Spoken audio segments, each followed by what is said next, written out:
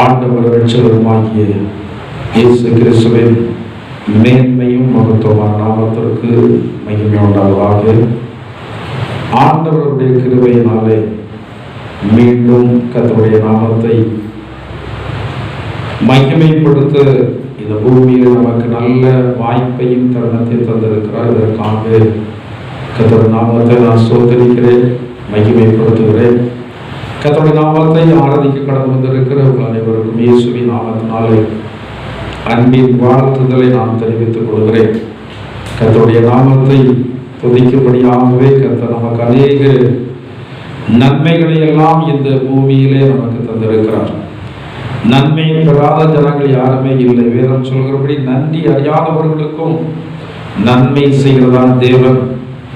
நாம் ஆண்டுடைய நாமத்தை துதிக்கும் போது ஆண்டவர் நமக்கு நன்மை செய்யாமல் இருக்க மாட்டார். அநேக நன்மைகளை செய்திருக்கிறார். உணர்ந்த நாம் கர்த்தருடைய நாமத்தை துதித்த ஜனங்களை ஆண்டவர் மறுபடியும் ஆசீர்வதித்திருக்கிறார், மறுபடியும் நம்மை மகிமைப்படுத்தி இருக்கிறார். இதற்காக கர்த்தர் நாமத்தை நான் ஸ்தோத்திரிக்கிறேன். நேரத்தில் கர்த்தருடைய வார்த்தைக்கு நேராக நாம் நம்முடைய இருதயத்தை திருப்போம். வாசியுங்கள். கொலோசையருக்கு எழுதின நிருபம் 2வது அதிகாரம் 6வது 7வது வசனத்தை வாசிப்போம். கொலோசையர் 2:6-7. ஆகையால் நீங்கள் கர்த்தராகிய கிறிஸ்து இயேசுவை ஏற்றுக்கொண்டபடியே அவருக்குள் வேர் கொண்டவர்களாகவும் அவர் மேல் கட்டப்பட்டவர்களாகவும் அவருக்குள் நடந்து கொண்டு நீங்கள் போதிக்கப்பட்டபடியே விசுவாசத்தில் உறுதிப்பட்டு ஸ்தோத்திரத்தோடு அதிலே பெருகுவீர்களாக. இந்த 6வது வசனத்தில் ஒரு முக்கியமான ஒரு வார்த்தை என்னுடைய பின்பகுதியில் சொல்லப்பட்டிருக்கிறது. அவர் மேல் கட்டப்பட்டவர்களாக அவருக்குள் நடந்து கொண்டு.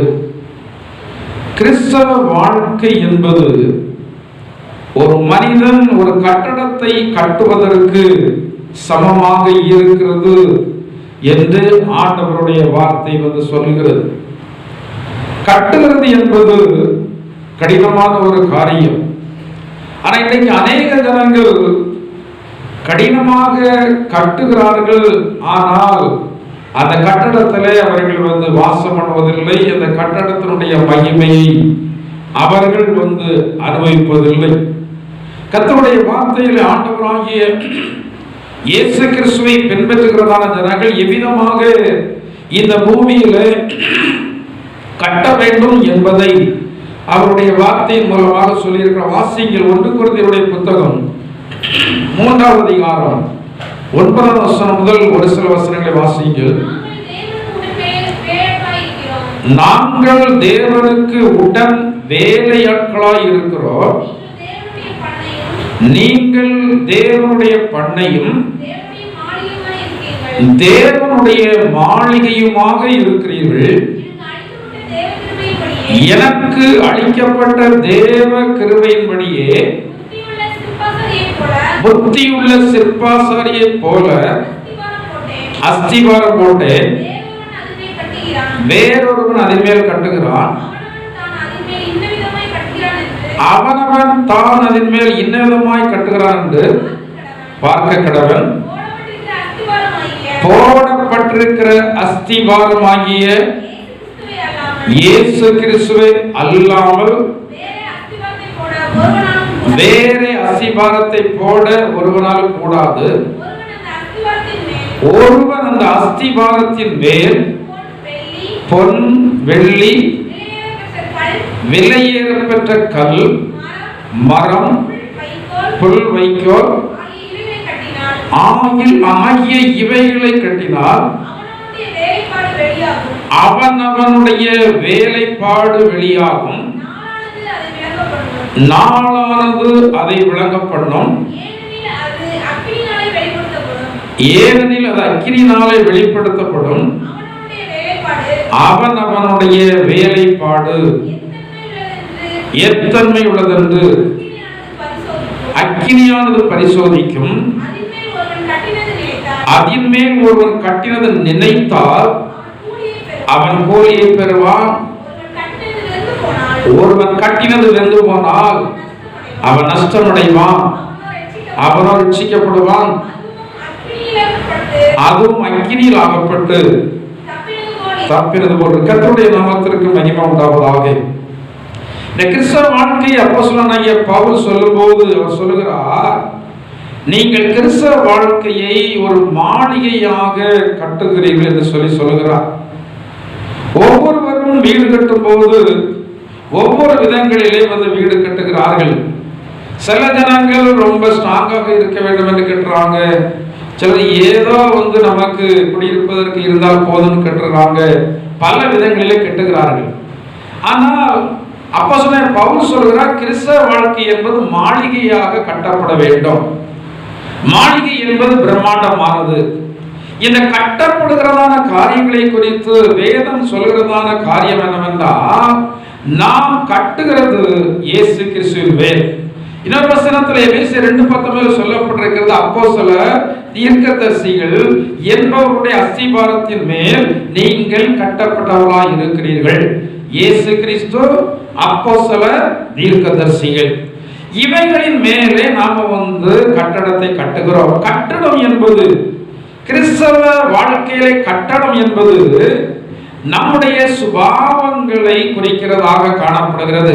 நாட்களிலே ஒரு பாடல் உண்டு, கட்டடம் கட்டிடும் கட்டடம் கட்டிடும் சிற்பிகள் நாம் கட்டிடுவோம் கிறிஸ்தை சோகார். கட்டடம் கட்டிடும் சிற்பிகள் நாம் கட்டிடுவோம் கிறிஸ்தை சோகார். சுத்தியல் வைத்து அடித்தல்ல, ரம்பத்தால் மரத்தை அறுத்தல்ல. சுத்தியல் வைத்து அடித்தல்ல, ரம்பத்தால் மரத்தை அறுத்தல்ல.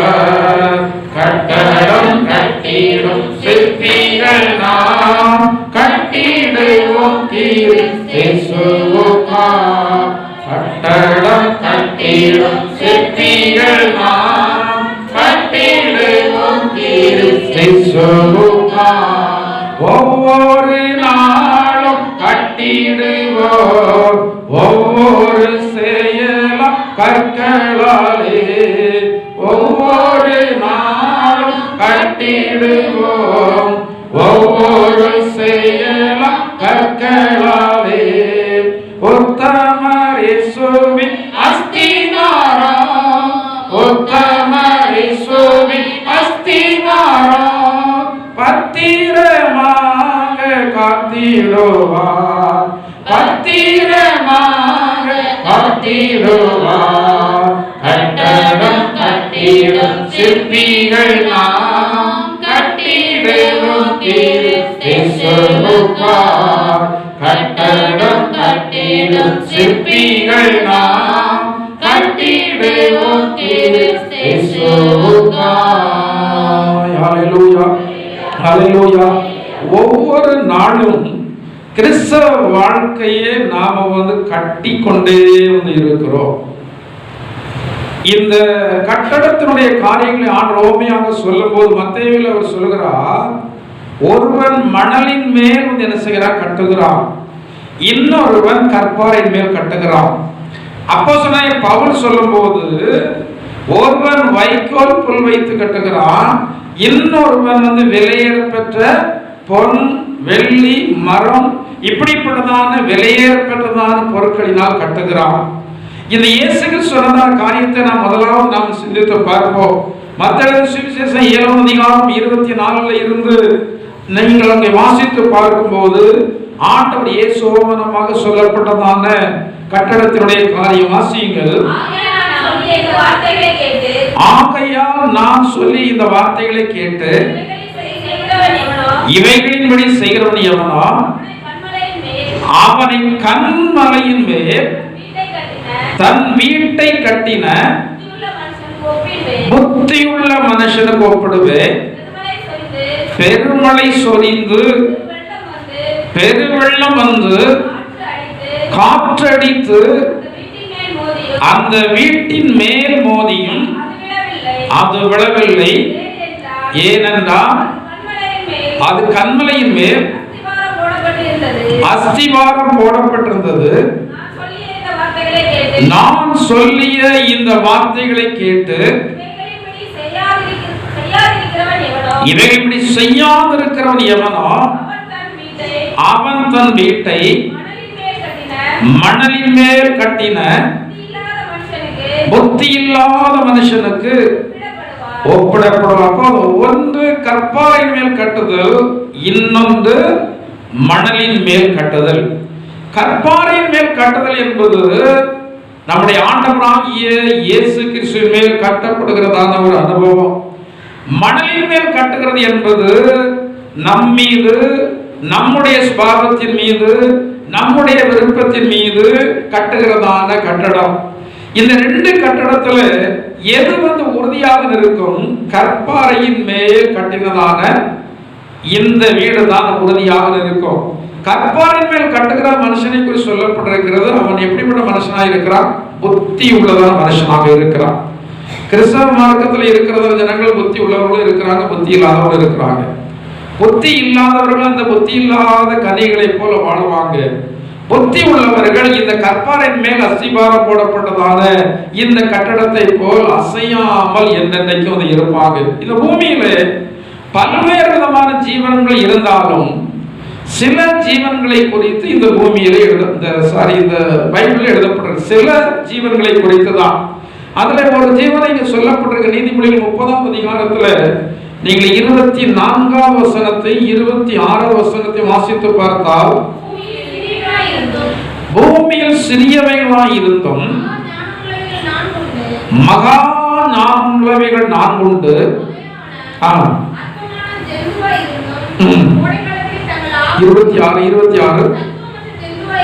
சத்துவமற்ற ஜந்துவாய் இருந்தும்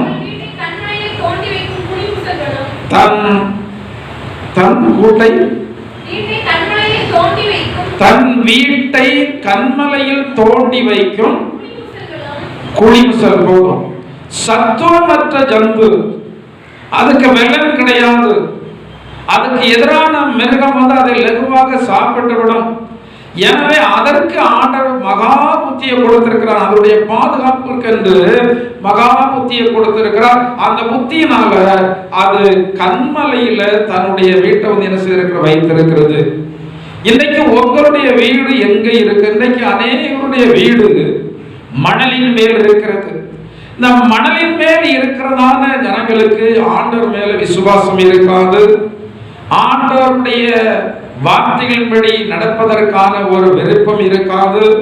தேவ சித்தத்திற்கு ஒப்பு கொடுக்க வேண்டும் என்றதான ஒரு எண்ணம் இருக்காது. இவர்கள் தங்களுடைய மாம்சமும் மனசும் போகிறதான வழியிலேயே போய் கொண்டிருப்பார்கள். கற்பாறையின் மேல வீட்டை கட்டுவது கடினம். கற்பாறை என்பது கடினமானது. அந்த கடினமான கற்பாறையின் மேல கட்டும்போது மனுஷனுக்கு கொஞ்சம் கஷ்டமா தான் இருக்கும். இந்த கற்பாறைக்கு மேல கட்டணும்னா கொஞ்சம் ஏற்றம் உண்டு, கற்பாறைக்கு மேல கட்டணும்னா கொஞ்சம் கடினம் உண்டு. ஆனா அந்த இடத்துல இவர் போய் அவன் கட்டுகிறது என்பது எதை காட்டுகிறது? கற்பாறையில் வீடு கட்ட தேவையான சுபாவங்கள். கற்பாறை நம்முடைய ஆண்டவராக இயேசு கிறிஸ்து. அவருக்கு மேல நாம நம்முடைய ஆவிக்குரிய வீட்டை கட்ட வேண்டும். அதற்கு முதலாவது தேவை வாசியுங்கள். யாக்கோபுடைய புத்தகம் 1ஆம் அதிகாரம் 2ஆம் வசனம் வாசியுங்கள். என் சகோதரரே, நீங்கள் பலவிதமான சோதனைகளில் அகப்படும் போது உங்களுடைய விசுவாசத்தின் பரீட்சையானது பொறுமையை உண்டாக்கும் என்று அறிந்து அதை மிகுந்த சந்தோஷமாக எண்ணுங்கள். இந்த கற்பாறையின் மேல் கட்டுகிறதான அனுபவம் என்பது முதலாவது நமக்கு பொறுமை வேண்டும். பொறுமையோடு இருக்கிறதான ஜனங்கள் தான் இந்த கற்பாறையின் மேல் சொல்லி கட்ட முடியாது. முன்னாடி ஒரு வசனத்தை வாசிருங்க. லூக்கா 12:47 வாசிருங்க. லூக்கா எழுதின சுவிசேஷம் 12:47. தன் எஜமானுடைய சித்தத்தை அறிந்தும் ஆயத்தமாய் இராமலும் அவருடைய சித்தத்தின்படி செய்யாமலும் இருந்த ஊழியக்காரன் அநேக அடிகள் அடிக்கப்படுவான். அறியாதவனாயிருந்தும் அடிகளுக்கு ஏதுவானவைகளை செய்தவன் சில அடிகள் அடிக்கப்படும். முதலாவது தேவனுடைய வார்த்தையின்படி செய்கிற அனுபவம். கற்பாறையினுடைய மேல் வந்து வீட்டை கட்டுவது.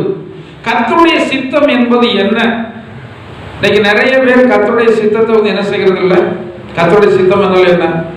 வேதத்தில் சொல்லப்பட்டிருக்கிறது, நீங்க கர்த்தாவே கர்த்தாவே என்று சொன்னாலும் எங்க போக முடியாது, பரலோகம் போக முடியாது. ஆண்டவருக்காக எவ்வளவு கொடுத்தாலும் பரலோகம் போக முடியாது. ஆனா யார் மட்டும்தான் போக முடியுமா? தேவனுடைய சித்தத்தின்படி செய்கிறவனே பரலோக ராஜ்யத்தில் பிரவேசிப்பானே அல்லாமல் கர்த்தாவே கர்த்தாவே என்று சொல்கிறோம் அதுல பிரவேசிப்பதில்லை. அப்ப கர்த்தருடைய சித்தம் என்றால் என்ன? கர்த்தருடைய சித்தம் என்றால் என்ன? மற்ற ஜனங்கள் எல்லாம் தேவனுடைய சித்தத்தை அறியும்படிக்கு குறி கேட்க போறாங்க, ஜோசியம் பார்க்க போறாங்க, என்னெல்லாமோ கேட்க போறாங்க. ஆனா கர்த்தருடைய பிள்ளைகளுக்கு ஒண்ணுமே கிடையாது. அவங்க மனசுல என்ன தோணுதோ அதை செய்வாங்க. மனசுல என்ன தோணுதோ அங்க போவாங்க. மனசுல எந்த நேரத்துல தோணுகிறதோ அதை செய்வாங்க. மனுஷனுக்கு நேரம் என்பது மிக முக்கியம். இதை ஜனங்கள் கணிக்கிறாங்க, எந்த நேரம் நல்ல நேரம். ஆனா வேதத்துல என்ன சொல்லப்பட்டிருக்க பிரசங்கிகள் நீங்கள் வந்து வாசித்து பார்த்தா, ஒரு மனுஷனுடைய வாழ்க்கையுடைய நன்மைக்கு அவனுக்கு என்ன வேண்டுமா நீங்கள் வாசித்து பாருங்கள். பிரசங்கினுடைய புத்தகத்துல சொல்லப்பட்டிருக்கிறது. பிரசங்கினுடைய புத்தகம்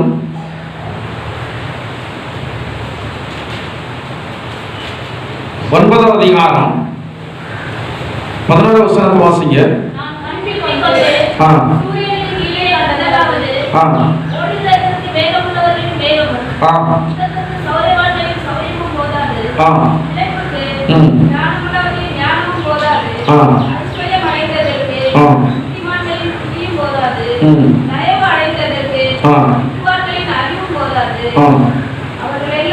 அவர்கள் எல்லாருக்கும் சமயமும் தேவ செயலும் நேரம். இதான் உலகத்து ஜனங்கள் சொல்றாங்க நல்ல நேரம். நல்ல நேரம் எப்போ பார்ப்போம்? அவங்க நல்ல நேரத்தை அறிந்து கொள்வது எப்போ? காலண்டரை பார்த்து திருமண காலில் அடிப்பாங்க. இத்தனை மணியில இருந்து இத்தனை மணிக்கு உள், ஏன்னா அதை தாண்டி எப்ப கண்ணா வந்துடணும். இதுக்கு உள்ள என்ன முடிச்சிடணும். நான் பார்க்க போற அளவில் எல்லா ஜனங்களும் திருமணத்தின் போது பெரும்பாலும் இதை பார்த்து தான் முடிக்கிறாங்க. எத்தனை பேருடைய வாழ்க்கை நல்லா இருக்கு? எத்தனை பேருடைய வாழ்க்கை நல்லா இருக்கு? எத்தனை பேருடைய வாழ்க்கை சமாதானமா இருக்கு? காலண்டரை பார்த்து நேரத்தை பார்ப்பாங்க.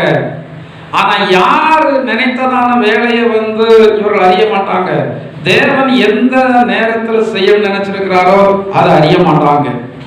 தேவனுடைய நேரத்தை அறிகிறது என்பது லகுவாக அறிய முடியாது. காலண்டரை பார்த்து அறிய முடியாது. வேற யாரும் போய் கேட்கலாம் தெரிய முடியாது. தேவனுடைய நேரத்தை யார் அறிய முடியும் தெரியுமா? கர்த்தருக்கு காத்து இருக்கிறதான ஜனங்கள் மட்டும்தான் தேவனுடைய வேலையை அறிய முடியும். அந்த தேவனுடைய வேலை வரும்போது ஆண்டவர் நிச்சயமாக நாம் செய்கிறதான காரியங்களை நன்மை கட்டளையிடுவார். தாவீது ஒரு நேரத்துல ஆண்டவரிடத்துல கேட்கிறான், ஆண்டவரே நான் அந்த பெலிஸ்தருக்கு விரோதமாக யுத்தத்திற்கு போகலாமான்னு கேட்கிறான்.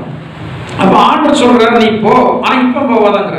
போ, ஆனா என்ன செய்யாத, இப்ப போவாத. நீ எப்ப போனோம்? நான் புறப்படும் போது நீ என்னோடு கூட யுத்தத்திற்கு வர வேண்டும்.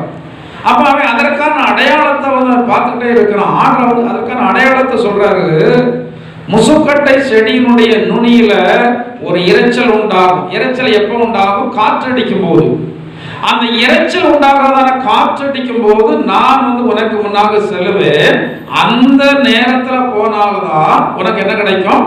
ஜெயம் கிடைக்கும். அதற்கு முன்னாடி போனாலும் ஜெயம் கிடைக்காது, அதற்கு பின்னாடி போனாலும் ஜெயம் கிடைக்காது. நேரம் என்பது தேவனுடைய பிள்ளைகளுக்கு மிக முக்கியம். ஆண்டவருக்கு காத்திருந்த, ஆண்டவரே எந்த நேரத்தில் நான் அந்த காரியத்தை செய்யணும், நான் எப்போ அந்த காரியத்தை செய்ய சித்தமாய் இருக்கிறேன் என்று சொல்லி கர்த்தருக்கு நம்ம காத்திருக்கும் போது அவர் அந்த நேரத்தை நமக்கு தெளிவாக வந்து என்ன செய்வார்? காட்டுவார். அந்த நேரம் தேவனால் வரும்போது அந்த நேரத்தில் தேவனுடைய செயலும் உண்டாகும். ஒரு காரியத்துல தேவனுடைய செயல் இருக்குமானா அதை செய்கிறது மிக லகுவான ஒரு காரியம். என்ன காரியமாக இருக்கட்டும், தேவனுக்கு சித்தமான படிப்பை ஒரு மனுஷன் படிச்சா அவனுக்கு அந்த படிப்பதற்கான ஞானத்தில் ஆண்டு கொடுப்பா. தேவனுக்கு சித்தமான ஒரு தொழிலை ஒரு மனுஷன் செய்தா தேவனுடைய செயல் அதுல இருக்கும். தேவனுக்கு சித்தமான வியாபாரத்தை செய்தா அதுல தேவனுடைய ஆசீர்வாதம் இருக்கும். வியாபாரம் எவ்வளவு பெரிது என்பது முக்கியம் அல்ல, நமக்கு ஆண்டவர் இந்த வியாபாரத்தை தந்திருக்கிறாரா இதை அறிகிறது தான் மிக முக்கியமான ஒரு காரியம். அன்றைக்கு நிறைய பேர் நினைப்பாங்க, அவங்க இந்த இடத்துல கடை வச்சாங்க, நான் அவங்களோட பெரிய கடையை அது பக்கத்தில் வைக்கேன், நான் முன்னேறுவேன் நினைச்சா அந்த கடை அவர்களுக்கு உரியதான அமைப்பு ஆண்டவர்களுக்கு கொடுத்தது. அவர்கள் வைக்கிறார்கள் என்பதற்காக நாம் வைத்தா முன்னேற முடியாது. அவர்கள் செய்கிறார்கள் என்பதற்காக அந்த தொழிலை நாம செய்தால் முன்னேற முடியாது. ஆண்டவருடைய செயல் இருக்க வேண்டுமானால் தேவனுடைய சித்தம் அவற்றில் இருக்க வேண்டும். தேவனுடைய சித்தம் என்பது தேவனுடைய வார்த்தையின் மூலமாகத்தான் நமக்கு வெளிப்படுத்தப்படுகிறது. இந்த தேவனுடைய வார்த்தை தேவனுடைய வேத புத்தகத்தில் இருக்கிறது. இன்னைக்கு எத்தனை பேர் ஆண்டவருடைய வார்த்தையினுடைய செய்ய நினைக்கிறோம்? எத்தனை பேர் நினைக்கிறீங்க? குறைஞ்சபட்சம் விரும்பியது செய்றீங்களா? குறைஞ்சபட்சம் நான் கர்த்தருடைய வார்த்தையினுடைய செய்யும் குறைஞ்சபட்சம் விரும்பியது செய்றீங்களா? நிறைய பேருக்கு அப்படி கிடையாது. நிறைய பேர் என்ன தெரியுமா சொல்றோம்? ஆண்டவரே நான் சொல்கிறதான வார்த்தையை நீங்க கேளுங்க. ஆண்டவரே முதலாவது நான் சொல்ற வார்த்தையை கேளுங்க. நாம் ஆண்டவரோட விட நம்ம பெரிய நபர் கிடையாது. நாம் பெரிய பரிசுத்தவான்கள் அல்ல, நாம் நீதிமான்கள் அல்ல, நாம் நல்லவர்கள் கிடையாது. அவர் மகா வல்லவர், நல்லவர், பெரியவர், மகா பரிசுத்தமுள்ளவர், மேன்மையானவர். நாம் அவருடைய வார்த்தையை தான் கேட்கணுமே ஒழிய, நாம் அவருடைய சித்தத்தை தான் செய்யணுமே ஒழிய, ஆண்டவரே நான் நினைத்ததை நீங்க செய்யுங்க என்று சொல்லி சொன்னால் அதுல பெரிய ஆசீர்வாதத்தை நம்மால் காண முடியாது. தேவனுடைய நேரம், தேவனுடைய செயல், இது ரெண்டு நாம விரும்பணும். இதற்காக ஜெபம், ஆண்டவரே நீங்க எந்த நேரத்தை எனக்கு நியமித்திருக்கிறீரோ அந்த நேரத்தை நான் செய்யணும். என்ன காரியத்தை செய்ய சித்தம் வைத்திருக்கிறீரோ அந்த காரியத்தை நான் செய்யணும். நீங்க இப்படி கொஞ்சம் பழகி நீங்க ஆண்டவரிடத்துல ஜெபம் பண்ண நீங்க ஆரம்பித்து விட்டீர்களா, தேவன் என்ன செய்வார்? சமீபத்தில் ஒரு சகோதரன் சொன்னார், பொருளாதாரம் எனக்கு பத்தவில்லை, எனவே நான் வேலையை விட்டுட்டு என்ன செய்ய போறேன், நான் வேலையை விட்டு பிசினஸ் பண்ண போறேன் அப்படின்னா. நீங்க என்ன யோசனை சொல்றீங்க? நம்முடைய வார்த்தையை மதிக்கிறவர், நம்ம ஜெபத்தின் மூலம் நன்மை அடைந்தவர், நம்மளோட வார்த்தையை மதிக்கிறவர். அப்ப நான் அவனத்துல சொன்னேன், இப்போ நீங்க ஏதோ ஒரு நூல் இடையில நடந்து கொண்டிருந்தது மாதிரி நீங்க நிற்கிறீங்க. பொருளாதாரம் பத்துறது சரிதான், ஆனா நீங்க திரும்ப ஒரு தொழில் பிசினஸ் ஆரம்பிக்கணும் அப்படின்னா கடன் வாங்கி தான் என்ன செய்யணும், ஆரம்பிக்கணும். ஏற்கனவே குடும்பத்தை பார்க்கணும். உங்களுக்கு நிறைய பொருளாதார தேவைகள் இருக்கு. நீங்க இப்ப கடனை வாங்கி ஒரு காரியத்தை நீங்கள் செய்வீர்கள் என்றால் அதுல ஸ்லிப் வந்துட்டுன்னா உங்களால் தாக்கு பிடிக்க முடியாது. தெளிவா ஆண்டுடைய வழிநடத்தல் இருக்கிறதா? உபவாசம் இருந்து என்ன செய்யுங்க, என்ன செய்ய இன்னைக்கு சிலர்லாம் தொழில் செய்யறேன், பிசினஸ் செய்யறேன் அப்படின்னு சொல்லிட்டு பல லட்சம் ரூபாயை தூக்கி குப்பையில போட்டுட்டு இருக்கிறாங்க. ஏன்? ஆண்டவருடைய சித்தம் என்னன்னு சொல்லி தெரியல. பணம் நம்ம எதையும் செய்து விட முடியாது. தேவனுடைய தேவன் சித்தமான காரியத்திற்கு கொஞ்சம் பணம் இருந்தால் அது என்ன செய்யறது, பெருகிறோம். இன்னைக்கு கோல்கேட் பேஸ்ட் தெரியாதவங்களே இருக்க மாட்டாங்க. உலகம் 100க்கு அதிகமான நாடுகள் அதனுடைய கிளை இருக்கிறது. அந்த கோல்கேட் பேஸ்ட் முதலாவது ஆரம்பிக்கப்பட்டது மிக அற்பமாகத்தான். அந்த பேஸ்ட் ஆரம்பிப்பதற்கு முன்னாடி அது பொடியாகத்தான் ஆரம்பிக்கப்பட்டது. முதலாவது அவர்கள் அந்த டூத் அந்த பவுடர் தான் போட்டாங்க. மிக குறைந்ததான முதலீடுகள் ஆரம்பிக்கப்பட்டது. அது ஆரம்பிப்பதற்கு ஒரு பாஸ்டர் தான் பணம் கொடுத்தார். அவனோட வாலிபனாக இருக்கும்போது, வேலை இல்லாமல் இருக்கும்போது இந்த ஊழியக்காரர் கொஞ்சம் பணத்தை வந்து கையில கொடுத்து நீ வந்து இந்த பொடியை வந்து தயார் பண்ணி நீ வந்து என்ன செய், வியாபாரம் பண்ண, கர்த்தர் ஆசீர்வதிப்பாரு. இந்த பாஸ்டர்ட்ட இருந்து வாங்கின பணத்திலே அப்போவே அவர் 10 தசமபாகத்தை கொடுத்துட்டு வாங்கிட்டு போனாராம். பணம் யாருடைய பணம்? பாஸ்டருடைய பணம். ஆனா அந்த பணத்திலே 10 அந்த பாஸ்டர்ட்ட கொடுத்துட்டு இவர் வாங்கிட்டு போய் முதலாவது பொடியை தான் வந்து ஆரம்பிச்சார். இன்னைக்கு அதனுடைய வருமானம் பல கோடி பணம். அன்னைக்கு 10 தான் கொடுத்தாரு. ஆனா இன்றைக்கு 9 பங்கு எங்க போகுதான்? ஊழியத்துக்கு போகுது. 9 பங்கு ஊழியத்துக்கு போகுது. 1 பங்கு தான் அவங்களுக்கு, அவங்க குடும்பத்துக்கு பயன்படுத்துறாங்க. அதுவே எத்தனையோ கோடி ரூபாய் வந்து அவர்களுக்கு என்ன வருகிறது? வருமானம் வருகிறது. ஆண்டவர் அவர்களுக்கு தெரிந்தெடுத்து கொடுத்ததான வியாபாரம். அதுதான் தேவனுடைய சித்தம். பணத்தை அதிகமா போடல. இன்னைக்கு பணம் வைத்திருக்கிறவங்க பெரிய பெரிய முதலீடு போடுறாங்க. நான் சில தொழிலதிபர்கள் நான் வந்து கேட்பேன், கொஞ்சம் ஃப்ரீயா பேசுறவங்கிட்ட. ஒரு நபருக்கு நான் பேசியிருந்தேன், அப்போ சொன்னார், ஃப்ரீயா பேசினாரு, நீங்க இந்த கடை இப்படி உள்ள கொண்டு வச்சிருக்கிறீங்களே, ஆனா நல்ல ஏகப்பட்ட வியாபாரம் நடந்து கொண்டு இருக்கிறது. உங்களுடைய கடை பேரை சொன்னாலே தெரியாதவங்க இந்த ஏரியாவில் இல்லையே, எப்படி நீங்க ஆரம்பிச்சீங்க? உங்களுக்கு இந்த தெளிவு எப்படி வந்தது? அப்போ அவர் சொன்னார், நான் வந்து வெளிநாட்டில் ஒரு சாதாரண ஒரு வேலை பார்த்தேன். நான் ஒரு குறிப்பிட்ட வயது வரைக்கும் தான் வெளிநாட்டில் வேலை செய்ய முடியும். நான் வேலை செய்து கொஞ்சம் பணத்தை கொண்டு வந்து நான் ஒரு சரிதான ஒரு வீடை கட்டினேன், பிள்ளைகளுக்கு செய்ய வேண்டியதெல்லாம் செய்தேன்.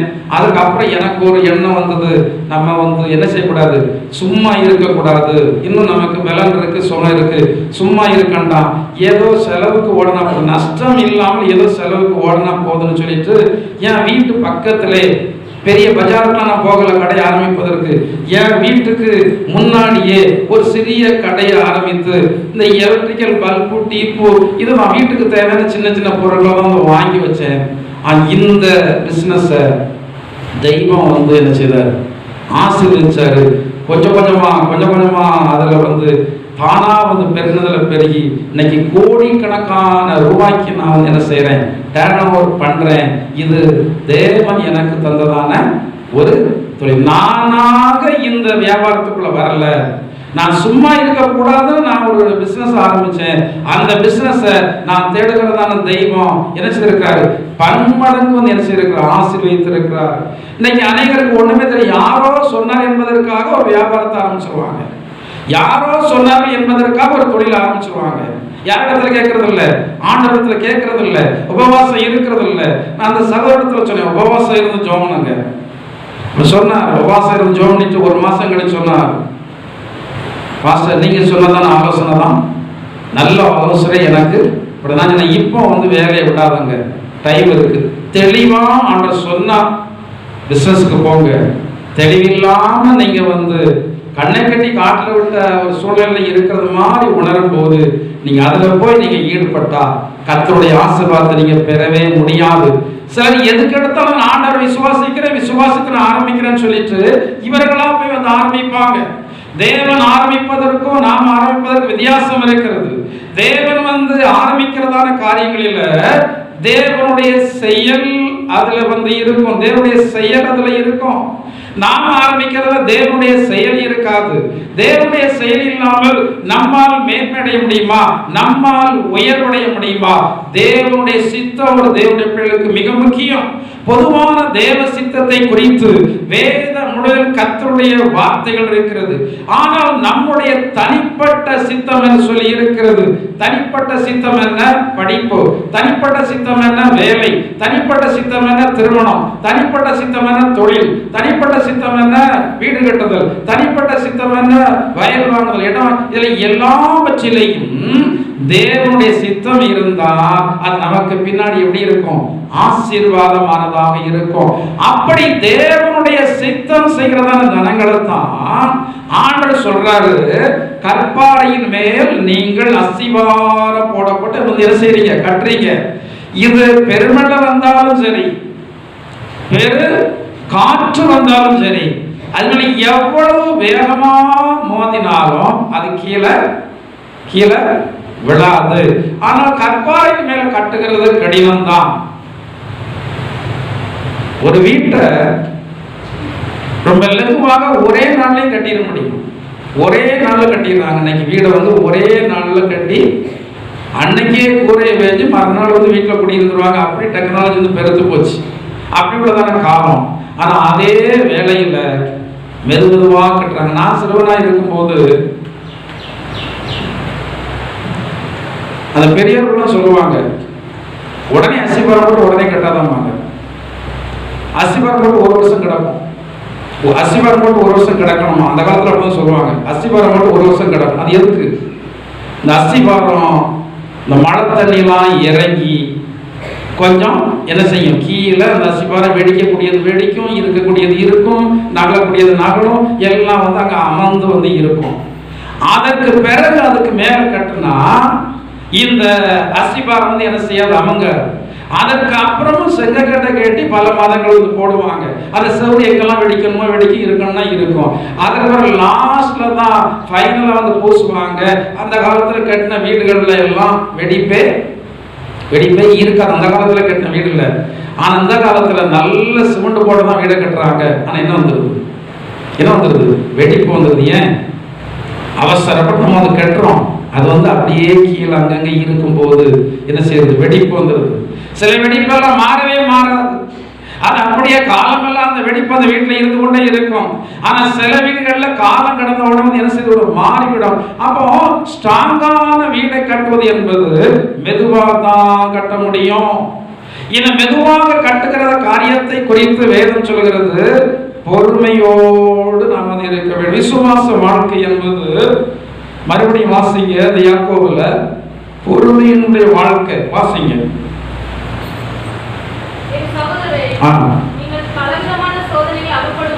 பல விதமான சோதனைகள் அகப்படும் போது உங்கள் விசுவாசத்தின் பரீட்சையானது எது உண்டாக்குமா? உபத்திரம் வந்தா என்ன வரணும்? ஆனா உபத்திரம் வந்து அன்னைக்கு எல்லாருக்கும் கோபம் கூடுதல் தானே, கொஞ்சம் சங்கடம் வந்துட்டுன்னா கோபம் எங்கிருந்து வருமோ தெரியாது. கர்த்தருடைய பேரில் கோபம் வரலாமா வரக்கூடாதா? வரலாம்,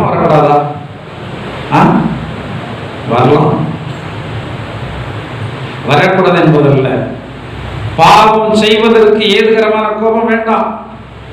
விரோதத்தை இருதயத்தில் பத்திரப்படுத்துவதற்கு ஏதுவான கோபம் வேண்டாம். ஒரு தேவனுடைய பிள்ளையுடைய கோபம் நல்ல காரியத்திற்காக. பாருங்க, இந்த மோசைக்கு கோபம் வந்தது, இயேசு கிறிஸ்து கோபம் வந்தது. மோசே வந்து கர்த்தருடைய பார்வையில சாக குணம் உள்ளவன். ஆனா அவனுக்கு பயங்கர கோபம் வந்தது. ஆண்டவர் எழுதி கொடுத்ததை கற்பலையை போட்டு உடைச்சிட்டான். எதனால உடைச்சது தெரியுமா? இந்த ஜனங்கள் வந்து அவ்வளவு பெரியதான ஒரு காரியத்தை பண்ணிட்டாங்க. இவன் கொஞ்சம் தாமதமான உடனே ஜனங்கள் எல்லாம் ஆர்வத்தை வந்து கேட்காங்க, அந்த எங்களை நடத்தி வந்த மோசைக்கு அவங்களுக்கு தெய்வம் யாரும் ஆப்போம்? மோசே தான். ஏன்னா நேரடியா தெய்வத்தினிடத்துல இந்த இஸ்ரவேல் ஜனங்களுக்கு போக முடியல. ஏன்னா அவருடைய சத்தத்தை இவங்களால கேட்க முடியல, அந்த வெளிச்சத்தை இவங்களால பார்க்க முடியல. எனவே அவங்க மோசேயிடத்துல சொல்றாங்க, கர்த்தர் எங்கிட்ட பேசண்டாம், நீர் எங்கிட்ட பேசும், நீர் வந்து கர்த்தர் இடத்துல இருந்து கேட்டு வந்து என்கிட்ட பேசணும்னு என்ன செய்தாங்க சொன்னாங்க. அப்போ அவங்களுக்கு தெய்வம் யார் தான்? மோசே. இந்த மோசே வந்து வருவதற்கு என்ன ஆயிடுச்சு? தாமதம் ஆயிடுச்சு. எத்தனை நாள் இருந்தான்? யாருக்காக இருந்தான்? அவன் குடும்பத்துக்காக இருந்தான். யாருக்காக இருந்தான்? ஜனங்களுக்கு கர்த்தருடைய வார்த்தையை கொண்டு போகணும். ஜனங்களுக்கு கர்த்தருடைய வார்த்தையை கொண்டு போகணும். எனவே இவன் தேவனுடைய பர்வதத்துல போய் 40 நாள் இரவும் பகல் அங்கே இருந்து இதை வாங்கிட்டு வரான். 40 நாள் இரவும் பகல் சாப்பிடாம குடியாம இருந்தவன் வாங்கிட்டு வந்தான். நான் எவ்வளவு மேன்மையா நினைச்சுப்பான் பாருங்க. அது யாரே செய்யறது? அது கற்பலகை. இப்போ கற்பலகை ஈஸியாக வெட்டிடுவாங்க, டெக்னாலஜி பிறந்துச்சு. ஏன்னா மிஷினில் வந்து கற்பலகை வந்து என்ன செய்யறாங்க, கிரானைட். அது வந்து என்னதுதான், வீட்டில் கிரானைட் போடுவோம், அது கற்பலகை தான். ஆனால் அந்த காலத்தில் அப்படி ஒரு மெல்லிசான ஒரு பலகையை அறுக்கிறது என்பது ரொம்ப கடினமான ஒரு காரியம், முடியாது. அது யாரை செய்து கொடுத்தா? முடியாது என்பதற்காக அது ஆண்டவரே செய்து கொடுத்தாரு. செய்து அதுல 10 கற்பனைகளையும் அவருடைய விரலினால வந்து என்ன செய்தாராம், கற்பலகையில் அவருடைய விரலினால் எழுதினாருன்னா அவருடைய விரல் எவ்வளவு வல்லமையானது இருக்கும். அவருடைய விரலினால் அதை எழுதி கொடுத்தாரு. இவன் அதை பத்திரமா கொண்டுட்டு வரான். இங்க வந்து பார்த்தா ஜனங்கள் அதுக்குள்ள என்னத்தை செய்தாங்க, கண்டுபிடி செய்தாங்க. இவர்களுடைய சிந்தைக்கு ஏற்றபடி ஒரு தெய்வத்தை வந்து என்ன செய்தாங்க. அங்க சொல்லப்பட்டிருக்கிறது, மகிமையான தேவனை மாட்டை புல்லை தின்கிறதான ஒரு மாட்டுக்கு சமானமாக மனுஷன் என்ன செய்தான், உண்டாக்கிட்டாங்க. எங்க பார்த்தது? எகிப்தில பார்த்தது. இவனுக்கு தேவனுக்கு ஒரு வெளிப்பாடு கொடுக்கல.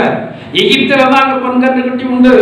எனவே அதே சாயலாக அங்க ஒன்ன செய்துட்டாங்க. செய்து அதற்கு முன்னாடி ஆடல் பாடல் சத்தெல்லாம் கேக்கு, எல்லாரும் சந்தோஷப்பட்டு இருக்கிறாங்க. இந்த மோசைக்கு மட்டும் துக்கமும் என்னமோ வருது, துக்கமும் கோபம் வந்துட்டு ஜனங்கள் வந்து இப்படிப்பட்ட ஒரு பெரிய பாவத்தை செய்தாங்க. ஆண்டவருக்கு மிக மிக வந்து வெறுக்கிறதான ஒரு பாவம் என்னன்னா என்ன, ஆண்டவர் அறிந்தவங்க 7 ஜென்மம் எடுத்தாலும் விக்கிரகத்துக்கு முன்னாடி போய் நீங்க குறி கேட்கவோ நீங்க ஏதாவது செய்திருந்தா அது மன்னிக்கப்பட ரொம்ப கடினமான ஒரு காரியம். வேதத்தில் எந்த இடத்திலையும் வந்து புரட்டி பாருங்கள். விக்கிரகாராதனை என்பது தேவனுக்கு மிகப்பெரிய கோபத்தை உருவாக்கும். இன்னைக்கு சாதாரணமாக அநேக கிறிஸ்தவ ஜனங்கள் போய் அதுக்கு முன்னாடி நின்றுவிட்டு வந்து விடுகிறார்கள். அதில் எதெல்லாம் கேட்டுவிட்டு வந்து விடுகிறார்கள். இதெல்லாம் உங்களுக்கு சாபம், உங்களுடைய குடும்பத்திற்கு சந்ததிக்கே எதை உண்டாக்கும், சாபத்தை உண்டாக்கும். எனவேதான் மோசே இவ்வளவு பெரிய பாவத்தை செய்துட்டாங்கன்னு சொன்ன உடனே கடுமையான கோபத்துல போட்டு வந்து என்ன செய்யலாம், உடைச்சான். ஆண்டவர் ஏதாவது வந்து கேட்டாரா, ஏன்பா உடைச்ச, ஏன் உடைச்ச, ஏன் கோபப்பட்ட? இவனுடைய கோபம் எல்லாம் நியாயமான கோபம். ஆண்டவர் எழுதி கொடுத்ததை உடைச்சதையே ஆண்டவர் கேட்கல. ஏன்னா அந்த கோபம் நியாயமான கோபம். அந்த கோபம் கோபமாக எண்ணப்படாமல் அந்த கோபம் தேவனுக்கான பக்தி வைராக்கியமாக வந்து எண்ணப்படுகிறது. தேவனுக்கு அடுத்த காரியத்துல பக்தி வைராக்கியம் வர வேண்டும். இந்த பக்தி வைராக்கியம் யாருக்கு வரும்னா, இந்த கற்பாறையின் மேல் அஸ்திவாரம் போடப்பட்டு கட்டினதான மனுஷனுக்கு தான் என்ன ஒரு பக்தி வைராக்கியம் வரும். மற்ற ஜனங்களுக்கு அது வராது. கிறிஸ்தவ ஜனங்கள் எல்லாருமே கற்பாறையின் மேல் கட்டினவர்கள் அல்ல. அநேக ஜனங்கள் மணலின் மேலதான் இவர்கள் கட்டிக்கொண்டே வந்து வருகிறார்கள். கற்பாறையின் மேல் கட்டுகிறதான அனுபவம் என்பது எந்த சூழ்நிலை வந்தாலும் அது அசையாமல் நிலைத்து இருக்கும். தேவனுடைய பிள்ளைகளுக்கு கோபம் வந்து வரலாம், ஆனா பொறுமை வந்து நிச்சயமாக வேணும். எந்த நேரத்தில் பொறுமை? நல்லா இருக்கும்போது பொறுமை இருக்கும். சோதனை நேரத்தில் நமக்கு என்ன வேணும்? பொறுமை இருக்கலாம். சோதனை நேரத்தில் நம்ம மண்டையை குழப்பம், சோதனை நேரத்தில் எரிச்சல் வரும், சோதனை நேரத்தில் நம்முடைய இருதயெல்லாம் தாறு மாறா இயங்கும், ரத்தெல்லாம் கொதிக்கும், என்னெல்லாமோ பண்ணணும் போல இருக்கும். என்ன நேரத்தில் சொல்லுவாங்கல்ல, என்ன டம்பர், ஷார்ட் டம்பர். கர்த்தருடைய பிள்ளைகள் ஆண்டவருக்குள்ள வந்த பிறகு ஷார்ட் டம்பர் சொல்லவே கூடாது. ஷார்ட் டம்பர் நீங்க சொன்னீங்கன்னா இன்னும் நீங்க அந்த அஸ்திபாரத்தின் மேல அஸ்திபாரம் என்ன செய்யல போடல, அஸ்திபாரத்தில் போடல. இயேசுக்கு கோபம் வந்தது, மோசே கோபம் வந்தது. ஆனா அவர்களுக்கு கோபம் வந்ததான அந்த நிலைகளெல்லாம் பார்த்தா அவர் பட்டதான கோபம் சரிதான். இயேசு கிறிஸ்து தேவனுடைய ஆலயத்தை போய் பார்க்கிறாரு. அங்க என்ன நடக்குது? வட்டி தொழிலும் வியாபார தொழிலும் நடக்குது. காசுக்காரர் உள்ள இருந்து வட்டி கொடுத்துட்டு இருக்கான். எங்க இருந்து? ஆலயத்துக்குள்ள இருந்து. இன்னைக்கு பண்டிகை காலம் வந்தா நிறைய பேர் எதுக்கு வாங்குறது வழக்கம், வட்டிக்கு வாங்குறது வழக்கம். அங்க இங்க வட்டிக்கு வாங்கிக்கிட்டு அங்க பலிமிருகத்தை வாங்கி அங்க பலி செலுத்துறான். அங்க உள்ள வந்து வியாபாரம் பண்ணி பணத்தை வந்து அதிகமாக சம்பாத்தியம் பண்றான். எங்க இருந்து? தேவனுடைய ஆலயத்திற்குள்ள இருந்து. இயேசு கிறிஸ்து இதை பார்த்த உடனே அவர் சொல்றாரு, என்னுடைய பிதாவின் வீட்டை வியாபார வீடு ஆக்கிட்டீங்க. அடுத்தாலும் சொல்றாரு, என்னுடைய பிதாவினுடைய வீட்டை கல்ல குகையாக்கிட்டீங்க. பிதாவுடைய வீடு தான். இன்னைக்கு ஆசி சபை சொல்றாங்க, நாங்க தான் தாய் சபை, உண்மை ஒத்துக்கிடுவோம். அவங்களுக்கு முன்னாடி வந்து ஆதி திருச்சபை இருந்தது, அப்போஸ்தலருடைய திருச்சபை இருந்தது. அதற்கப்புறமாக வந்தது ஆசி சபை தான். ஆனா இன்னைக்கு அந்த ரோமன் கத்தோலிக் சபை கர்த்தருடைய சபையாக இல்லை. அங்க விக்கிரகாராதனை இருக்கிறது. அங்க தேவனுக்கு பிரியமில்லாத அநேக காரியங்கள் இருக்கிறது. அந்த இடங்களை அவங்க பரிசுத்தமாக எண்ணாமல் தங்களுடைய விருப்பப்படி ஆராதனை செய்கிறதான இடமாக என்ன செய்தாங்க, மாற்றிட்டாங்க. எனவே ஆண்டவருக்கு என்ன வந்தது, கோபம் வந்தது. இன்னைக்கு ஆண்டவராக இயேசு கிறிஸ்து அவர் இன்னைக்கு நம்ம போல ஒரு மனுஷனா இருந்தா நிறைய ஆலயங்களில போய் அவர் கோபப்பட்டு எல்லாரையும் அடிச்சு வெளியே தான் துரத்துவார். அநேக ஆலயங்களில் யாரும் கிடையாது, தேவன் கிடையாது. ஆலயங்களிலே ஏற்றத்தாழ்வு இருக்கிறது, அங்க தேவன் இருக்க மாட்டார். உயர்ந்தோர் தாழ்ந்தோர் ஏற்றத்தாழ்வு இருக்கிறது, ஐஸ்வர்யவான் ஏழை என்றதான ஏற்றத்தாழ்வு இருக்கிறது. அந்த இடத்துல எல்லாம் யாரும் இருக்க மாட்டார், ஆண்டவர் இருக்க மாட்டார். சபை பிரமாண்டமா இருக்கும். இன்னைக்கு சபைகள் எல்லாம் என்ன போட்டு கட்டுறாங்க, போட்டி போட்டு கட்டுறாங்க. சபைக்குள்ள போனாலே பயங்கரமா இருக்கும். அந்த இடத்துக்குள்ள போனா ஒரு மனுஷனுடைய இருதயம் எத்தனை உள்ளதா இருக்கிறதோ அவன் தான் அங்க போய் உட்காருவான். எல்லாரும் எல்லா இடத்துலயுமே உட்கார முடியாது. சபை ஆடம்பரமா இருக்கிறது. சபையில மியூசிக் இன்ஸ்ட்ருமெண்ட்ஸ் எல்லாம் இன்னைக்கு லட்சக்கணக்கான ரூபாய்க்கு வச்சிருக்கிறாங்க. சாதாரண சபைகளில் கூட ஜனங்களை எப்படியாவது நிறுத்தி வைக்க வேண்டும் என்பதற்காக பிரம்மாண்டமாக கட்டி வைத்திருக்கிறாங்க. ஆட்கள் இருப்பாங்க, ஆண்டவர் இருக்கிறாரா? நம்ம எந்த இடத்துல இருக்கணும்? ஆண்டு இருக்கிற இடத்துல ஒரு சம்பவம், ஒரு சரித்திர சம்பவம் ஞாபகத்தில் வருது. அமெரிக்கா தேசத்துல, அது ஒரு கிறிஸ்தவ நாடு. அமெரிக்கா தேசம் ஒரு கிறிஸ்தவ நாடு. அப்போ குறிப்பிட்டதான திருச்சபையில் ஆராதனை நல்லா இருக்கும், பிரசங்கம் நல்லா இருக்கும், ஆட்கள் நிறைய இருப்பாங்க, பணக்காரர்களாக இருப்பாங்க, எல்லாம் இருப்பாங்க.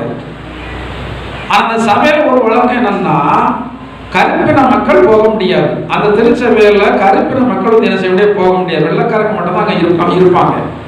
அந்த நாட்டில் உள்ளவங்களா இருந்தால் போக முடியாது. ஆனால் யாராவது வழிபடுவாங்க, ஆனால் இயேசு வழிபடுவாங்க. அப்போ ஒரு மனுஷன் ஒரு நாள் அவனுக்கு இருந்த பிரச்சனையில, சரி இந்த ஆலயத்துல போய் இருந்து நம்ம ஆண்டவர் நோக்கி கூப்பிடுவோம், ஆண்டவர் நமக்கு உதவி செய்ய மாட்டாருன்னு சொல்லிட்டு இவன் தெரியாம போய் அங்க போய் உட்கார்ந்து யாரை தேட ஆரம்பிச்சான், ஆண்டவரை தேட ஆரம்பிச்சான். அந்த சபையில அநேகர் அவனை என்ன செய்தாங்க, அடிச்சுட்டாங்க. நீ எப்படி இங்க வருவ? இது நீ வருகிறதான சபை கிடையாது, இது வெள்ளைக்காரர்களுக்குரியதான சபை, கருப்பின மக்கள் இங்க வரக்கூடாது அப்படின்னு சொல்லி அவனை அடிச்சு துரத்தி விட்டாங்க. இவன் வேதனையோடு எல்லா மனுஷனும் நம்மளை வெறுக்கிறாங்க. இந்த ஆண்டவர் தான் நமக்கு தஞ்சம் போனா, ஆண்டவர் தேடுறோம்னு சொல்ற இவங்களே நம்மளை அடிச்சு துரத்துறாங்களேன்னு இவன் வேதனையோடு வர்றானா. வாசலுக்கு கொஞ்சம் தள்ளி ஒருத்தர் நிற்கிறான். அப்ப அவர்கிட்ட போய் சொல்றான். இவன் அவரை பார்த்தா ஒரு கவர்ச்சிகரமான தோற்றத்துல இல்லை, அவர் ஒரு சாதாரண ஆளா நிற்கிறாரு. அப்ப அவர்கிட்ட போய் சொல்றான்னா, எனக்கு ரொம்ப பிரச்சனை, மனுஷர்களும் எனக்கு விரோதமா இருக்காங்க, இந்த ஆலயத்துல உண்மையான தெய்வத்தை வழிபடுறாங்கன்னு சொல்லிட்டு நான் என்ன செய்தேன், இந்த இடத்துல ஆண்டவரை தேடன்னு வந்தேன், என்னையெல்லாம் அடிச்சு துரத்தி விட்டாங்கன்னு சொல்லும்போது அவர் சொன்னானா, நான் யாரு? நான் தான் கடவுள், நான் தான் இயேசு. எனக்கு அங்க நான் உள்ள போகணும்னு வந்தேன், ஆனா எனக்கு அங்க இடம் இல்லை. எனவே நான் எங்க இருக்கேன், நான் வெளியே இருக்கேன். இன்னைக்கு திருச்சபையில் ஆட்கள் இருக்கிறாங்க, நல்ல நேர்த்தியா இசை இருக்கிறது, ஆராதனை இருக்கிறது, ஆனா அந்த இடத்துல ஆண்டவர் இல்ல. ஆண்டவர் இல்லாத இடத்துல எப்படி ஒரு பாத்திரத்துல தண்ணீர் இல்லாவிட்டால் நாம் வெற்றிடம் என்று சொல்லி சொன்னாலும் அதில் காற்று இருக்கிறது தான் உண்மையோ, அதே போல இயேசு இல்லாத இடத்துல, இயேசு இல்லாத திருச்சபையில சாத்தான அவங்க கூப்பிடணும் அவசியம் இல்லை, தானாக கடந்து வந்து விடுவான். அதைத்தான் வேதத்துல சொல்லப்பட்டிருக்கிறது, கடைசி நாட்களிலே கர்த்தருடைய வீட்டின் மேல் சத்துரு கழுகை போல் பறந்து வர கண்டே தீர்க்கதரிசி சொல்றாரு. அதே போல இன்னும் கர்த்தருடைய வார்த்தையில சொல்லப்பட்டிருக்கிறது, தேவனுடைய கோபத்தை இந்த பூமியில வெளிப்படுத்தும் போது அவர் சொல்றாரு, முதலாவது அது தேவனுடைய சபை என்று சொல்கிறதான இடத்துல நீ ஆரம்பின்னு சொல்றாரு. ஏன்னா தண்டிக்கப்பட வேண்டியதான் ஜனங்கள் எல்லாம் இன்றைக்கு அநேக கிறிஸ்தவ சபைக்குள்ளதான் இருக்கிறார்கள். இவர்கள் ஆண்டவரே ஆண்டவரே என்கிறார்கள், ஆனா தேவனுடைய வார்த்தையின்படி செய்கிறதே இவர்களுக்கு கிடையாது. அவர்கள் தேவனுடைய சபையில இருந்து தைரியமாக தேவனுடைய வசனத்திற்கு விரோதமாக பேசுகிறாங்க, தேவனுடைய வார்த்தைக்கு விரோதமாக இவர்கள் செயல்படுறாங்க. ஆனா எல்லாரும் போல இவர்கள் என்ன செய்யறாங்க? ஆண்டவரை துதித்துக் கொண்டு ஆராதனை பண்ணி கொண்டு இருக்கிறாங்க. ஒரு திருச்சபையில ஒரு ஊழியக்காரர் போய் பிரசங்கம் பண்ணாராம். அவருக்கு வார்த்தை வந்திருக்கு. குறிப்பா வட்டி தொழில் செய்யறத குறித்து பிரசங்கம் பண்ணாராம். வட்டி தொழில் செய்யறத குறித்து குறிப்பா பிரசங்கம் பண்ணாராம். புதுசா அந்த திருச்சபைக்கு அப்பதான் அவர் வந்திருக்கிறார். ஏற்கனவே திருச்சபை முடிஞ்சுதான். அதுல 3/1 ஜனங்கள் சண்டைக்கு வந்துட்டாங்களே. யார்கிட்ட எப்படி பேசுவீங்க? நாங்களும் அந்த தொழில் செய்யறோம், உனக்கு தெரியாதா? அவங்க நாங்களும் தொழில் செய்யறோம், உங்களுக்கு தெரியாதா? நீ எப்படி வந்து பேசுவ அப்படின்னு சண்டைக்கு வந்துட்டாங்களாம். சரின்னு சொல்லிட்டு எப்படியோ சமாளிச்சு எடுத்து வந்து நினைச்சதாச்சு, அனுப்பியாச்சு. அடுத்த மறுவாரம் ஆண்டவர் பிரசங்கம் பண்ண சொல்றாராம். மதுபான வியாபாரம் பண்றவங்களை குறித்து பிரசங்கம் பண்ணு சொல்றாராம். இவர் மதுபான வியாபாரம் பண்றவங்க எல்லாம் நீங்க வந்து மனத்திறமான பிரசங்கம் பண்றாராம். அடுத்த ஆள் பார்த்தா அதே மாதிரி ஒரு திரள் கூட்டம் வந்து, நாங்களாம் மதுபானம் வந்து யார் விற்கிறதான கடை வச்சிருக்கோம், உங்களுக்கு தெரியாதா? எப்படி நீங்க இதை பற்றி பிரசங்கம் வந்து என்ன செய்வீங்க பண்ணுவீங்க அப்படின்னு சொல்லிட்டு என்ன செய்தாச்சு, சண்டைக்கு வந்தாச்சு. அதுவும் அப்படியே சமாதானம் பண்ணி எடுத்து சமாளிச்சாச்சு. அதுக்கு அடுத்த வாரம் ஆண்டவர் வந்து பேசுறாராம். விபச்சாரம் வேசித்தனம் பண்றவங்க நிறைய பேர் இருக்கிறீங்க.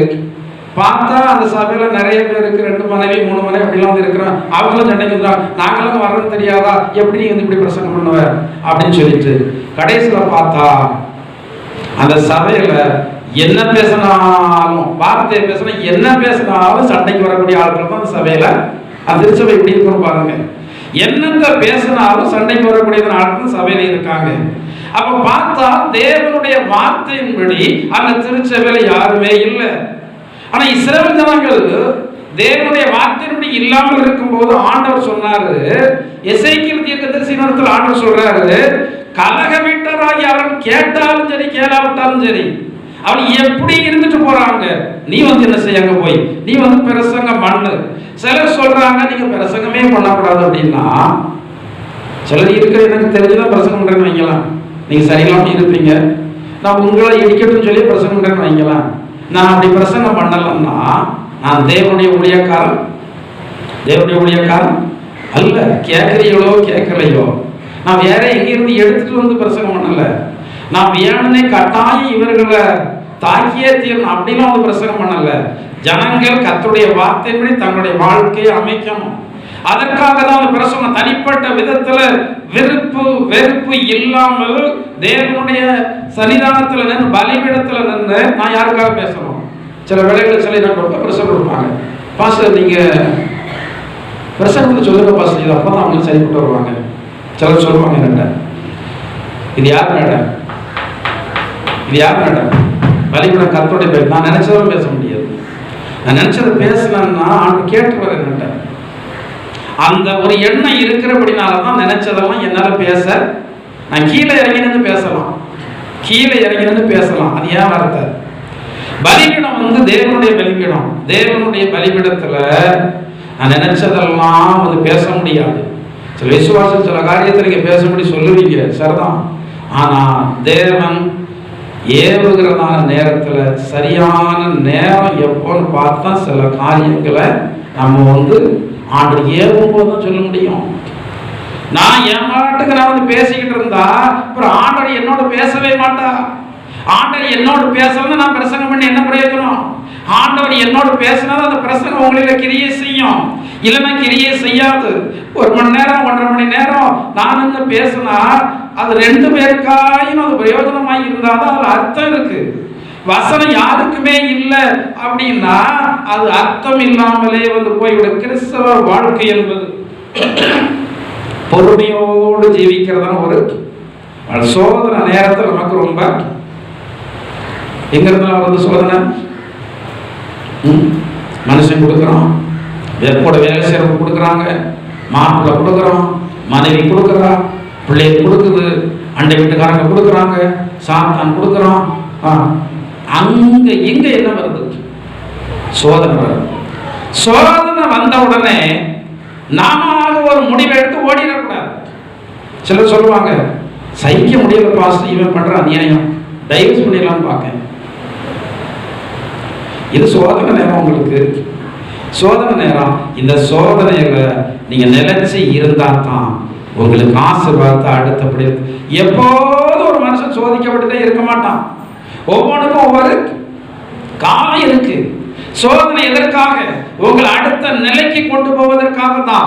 சோதனை எதற்காக? உங்களுடைய கோபத்தை இன்னும் குறைச்சு உங்களை பொறுமை உள்ளவர்களாக மாற்றுவதற்காக தான். சோதனை எதற்காக? நீங்க அநேக விதமான காரியங்களை கற்றுக்கொள்ள வேண்டும் என்பதற்காக தான். நீங்க சோதனைய வெறும் வேதனையா மட்டும்தான் பாக்குறீங்க. அந்த சோதனை ஏன் வந்திருக்கு? அந்த சோதனையா இவர்கள் மூலமாக வந்திருக்கு. நீங்க அதை ஆராய்ச்சி பார்க்கணும். வெறுமையாக சோதனையாக வந்து பார்க்காதிருங்கள். நீங்க சோதனையை வேதனையாக பார்க்காதிருங்கள். அதுல தேவனுடைய செயல்பாடுகள் என்ன? இந்த சோதனையில தேவனுடைய செயல்பாடுகள் என்ன? யோசேப்புக்கு சோதனை வந்தது. அவன் சிறைச்சாலையில அவன் சோதிக்கப்பட்டு இருந்தான். ஆனா அவனுக்கு என்னன்னு தெரியல. ஏதோ ஒரு காரணத்திற்காக சிறைச்சாலையில இருக்கிறோம். ஆனா கொஞ்ச நாள் கழிச்சு தான் தெரிஞ்சது இந்த சோதனை எதுக்குதான் வந்திருக்கு. பேசுறாங்களா? ரொம்ப பேசுறாங்களா? கெட்டத்தை பேசுறாங்களா? பேசட்டும். யார் பேசுறாங்க? ஆண்டவர் பேசுறாங்க. சில வார்த்தைகள் தான் உங்களை ரொம்ப சங்கடப்படுத்த முடியாத சிலர் பேசுறாங்க, தெரியுமா? இங்க பாருங்க, பிள்ளை முன்னாடி இருப்பேன், பிரசங்கத்தை கேளுங்க. சில சோதனைகள் தான் உங்களுக்கு ஏற்கனவே இருக்கு. பார்த்தீங்களா, சாபம் உங்க குடும்பத்தில் உங்களுடைய தலைமையில் இருக்குல்ல. சிலர் உங்களை படுத்துக்கிற பாடுதான் அந்த சாபத்தை உங்களை விட்டு விலக்கு என்பதை நீங்கள் மறந்து போய்விடக்கூடாது. அதை நீங்கள் வந்து ஏற்றுக்கொள்ளணும். சில நபர்கள் மூலமாக நம்ம வந்து நிந்திக்கப்படுகிறோம், தேவையில்லாம பேசப்படுகிறோம்.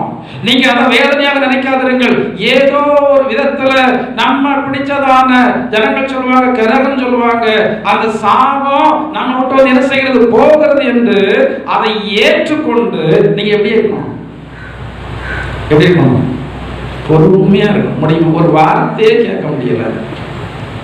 நீங்க ஆண்டவருக்காக என்னத்தை சகிப்பீங்க சொல்லுங்க? என்னத்தை சகிப்பீங்களா? ஒரு வார்த்தையை உங்களால் சகிக்க முடியல. ஆண்டவருக்காக பாடு வரும்போது உங்களால் பொறுமையோடு இருக்க முடியும்னு நினைக்கிறீங்க. நிறைய பேருக்கு என்ன இல்லை, காலத்தை பார்த்தா நீங்கள்லாம் பொறுமையை அநேகருக்கு சொல்லிக் கொடுக்குறவங்களா மாறி இருக்கணும். ஆனால் இன்னைய வரைக்கும் உங்கள் குடும்பத்தில் பொறுமையில்ங்கிறதான சாட்சியத்தாக நீங்கள் வந்து பெற்றுக்கொண்டு இருக்கிறீங்க. சாட்சி சொல்ல முடியுதா? சாட்சி சொல்ல முடியுதா? மருமகளை வந்து மாமனார் மாமியார் சாட்சி சொல்ல முடியுதா?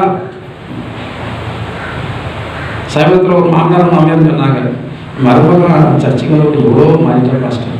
சாட்சி, இது சாட்சி. சர்ச்சைக்கு வந்தது கூட எவ்வளவோ மாறிட்டு, நிறைய சுபாவங்கள் இருந்துச்சு, மாறிட்டு. அவங்க முன்னாடி பேசதான் இருப்பாங்க, நான் மாறல. இப்போ யார் மாற்றியிருக்கா? ஆண்டவர் மாற்றிருக்கிறார். கர்த்தருடைய வார்த்தை மாற்றி இருக்கிறது. கர்த்தருடைய வார்த்தை பேசப்படும் போது அவங்க ஏற்றுக்கொள்றாங்க. சரியாகத்தான பிரசங்கம் பண்றாங்க, ஏற்றுக்கொள்றாங்க. ஆமா, அந்த வார்த்தை படி நடத்த நமக்கு ஆசீர்வாதம் ஏற்றுக்கொள்றாங்க. அதை ஏற்றுக்கொள்ளும் போதுதான் அவருடைய வாழ்க்கையில காரியங்கள் கொஞ்சம் கொஞ்சமாக என்ன செய்கிறது, மாறுகிறது. சோதிக்கப்படுகிறதான நேரத்துல பொறுமையை அல்லாமல் தேவனுடைய பிள்ளைகளுக்கு வேற எதுவுமே வரக்கூடாது. ஏனென்றால் வேதத்தில் லூக்கான சுவிசேஷம் 21ஆம் அதிகாரம் 19ஆம் வசனத்துல சொல்லப்பட்டிருக்கிறது, பொறுமையினால் உங்களுடைய ஆத்துமாவை என்ன செய்து கொள்ளுங்கள், காத்து கொள்ளுங்கள். ஆத்துமா காக்கப்படணும்னா நீங்க எப்படிதான் இருக்கணும்? எப்படிதான் இருக்கணும்? பொறுமை வரதா? ஆண்டவரே எனக்கு எதிர்த்தாருங்க, எதிர்த்தாருங்க. ஒரு காரியத்தினுடைய தாக்கம் எத்தன்மை உள்ளது என்பதை தீர்மானிக்கிறது நீங்க தான். உங்க இருதயத்தை நீங்க எப்படி தீர்மானிக்கிறீங்களோ அதுக்கு தகுந்தபடிதான் அந்த பிரச்சனை பெருசும் சின்னதும். ஒரு மனுஷன் எவ்வளவோ கெட்ட வார்த்தை பேசி உங்களை பேசிட்டு போறான், ஒரே வார்த்தை நம்மளோட இருதயம் சொல்லுது, அவன் பைத்தியம் முடிச்சு போட்டு நம்ம பாட்டு போயிட்டே இருக்கோம். எடுக்கல, மனசுல எடுக்கவே இல்லை. ஏதோ பைத்தியக்காரன் பேச மாதிரி பேசி நம்ம பாட்டு போயிட்டே இருக்கோம், அவன் இருதயம் எடுக்கிறேன். அதே வேளையில ஒருத்தன் வந்து சாதாரண ஒரு வார்த்தையை பேசிட்டு போறான், அந்த வார்த்தை நம்முடைய இருதயம் எடுத்துக்கிடுது. எடுத்து இதயத்தில் வைத்துக் கொண்டு நம்ம சரியாத்தானே இருக்கோம், என்ன இப்படி இவங்க பேசிட்டு போறாங்க, அப்படி பேசிக்க கூடாதுல்ல, அது கேட்டே தீரணும். நம்மளால தனியா கேட்க முடியல, போய் திரும்பி 2 பேரை கூட்டு வந்து கேட்போம், என்னத்தை பேசணும்னு கேட்போம். என்னல நமக்கு உங்களுக்காக யார் கேட்கணும்? ஒவ்வொரு காரியத்தையும் என்னை வேதனைப்படுத்தவங்க நிறைய பேர் உண்டு, விசுவாசிகள் உண்டு, அவிசுவாசிகள் உண்டு. அவ்வளவு பேரையும் நான் யார்தான் ஒப்பு கொடுத்துருக்கிறேன். என்னால் கேட்க முடியும், ஆனா நான் நினைக்கிறேன் எனக்காக யார் கேட்கட்டும். வேதம் சொல்கிறது, நீங்கள் சும்மா இருப்பீர்கள், நான் உங்களுக்காக என்ன பண்ணுவேன், நான் உங்களுக்காக யுத்தம் பண்ணுவேன். சில வேளைகளை தாங்க முடியலன்னா சாப்பிடாம கிடக்கிறேன், தாங்க முடியல, காலையில் சாயங்காலம் வரைக்கும் நான் ஆண்டுடைய பாதத்தில் நான் வேதனைப்பட்டு இருக்கிறேன். சமயத்தெல்லாம் சபையில சிலர் முடக்கான காரியத்தில் 3 நாள் சாப்பிடாம கிடந்து வேதனைப்பட்டு தான் இருந்தேன்.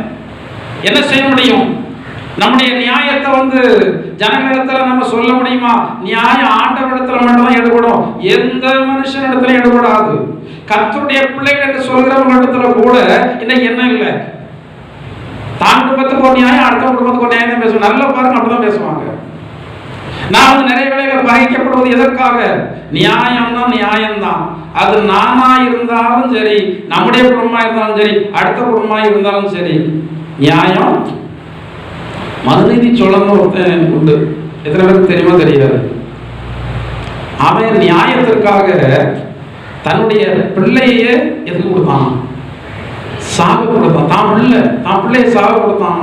அவன் சட்டத்தை ஏற்றிருந்தான். அந்த சட்டத்துக்கு யாரும் என்ன செய்யக்கூடாது, மீறக்கூடாது. ஆனா இவன் மீறினான்.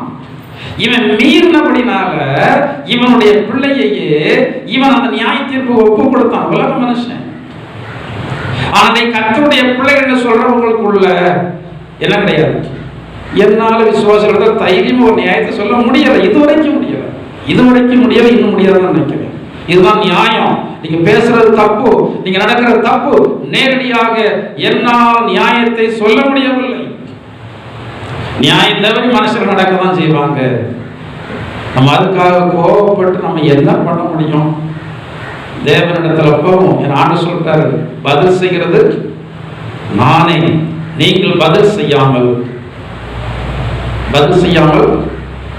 முடியும். உங்களுக்கு எதிராளிக்கு கோபாக்கியன வரணும்னு நினைக்கிறீங்களா, இல்லைன்னா அவங்க பேசுற 4 வார்த்தைக்கு நீங்க 4 வார்த்தை பதில் கொடுக்கணும்னு நினைக்கிறீங்களா? எது நினைக்கிறீங்க? நீங்க கோபாக்கியனை வரணும் அப்படின்னா, உங்களை பேசுறவங்க கோபாக்கியனை வரணும் அப்படின்னா என்ன செய்யணும்? நாளைக்கு முன்னாடி ஒருத்தங்க வருஷம் ஆயிட்டு என் மனைவி பேசின பேச்சுக்களவு கிடையாது, எல்லாம் கேட்டுட்டு தான் இருந்தேன். நானும் கேட்கிறேன், மனைவி கேட்கிறேன். அழுகதான் வரும். நமக்காக யார் கேட்பாங்க? 2 பெண்கள், 2 பேரும் கேன்சர் தான் இருந்தாங்க. தெருவுடைய பேச்சுன்னா அவ்வளவு பேச்சு. அது உடனே கேட்டார், ரொம்ப நாள் ஆகல, ஒரு 6 மாதம் கூட ஆகல. எங்களால் பேச முடியல, எங்களால் நியாயத்தை நிலைநாட்ட முடியல. வீட்டுல அழதான் முடிஞ்சது. நம்ம மனுஷர்களை கூட்டு நம்ம அதை கேட்கலாம், ஆனா கேட்டா 4 வார்த்தை நம்ம பேசணும், அந்த சமாதானம் நமக்கு கிடைக்கும், அவ்வளவுதான் கிடைக்கும். நீங்க கேட்ட ஆண்டவர் கேட்க மாட்டாரு. நீங்க கேட்டு முடிச்சுட்டு நீங்க சண்டை போட்டுட்டு கடைசியில் ஒரு வார்த்தை சொல்லிட்டு வரிய ஆண்டவரே உன்னை எப்படி கேட்பாரு? ஆண்டவர் யாருக்கு கேட்பாரு? வாய் இல்லாதவனுக்கு, வாய் பேசாதவனுக்கு, கர்த்தருடைய நாமத்தின் நிமித்தம் எல்லாத்தையும் விட்டு கொடுத்துட்டு வர்றவனுக்கு தான் யார் கேட்பா? ஆண்டவர் கேட்பாரு. நீங்க பேசிட்டு சண்டையிட்டுட்டு உங்களால முடியல, உங்களுக்கு தொண்டதை இல்லைன்னு சொன்னோடனே ஆண்டவரை கேட்கட்டும்னா நம்மால முடியும். ஆனா நான் கேட்டா சரி வராது. நான் ஆராதிக்கிற யார் கேட்கணும்? இதான் கிறிஸ்தவர்களுக்கு. இந்த பொறுமை உங்களுக்கு வேணும். இந்த பொறுமையை நீங்கள் கற்றுக்கொள்ளணும்.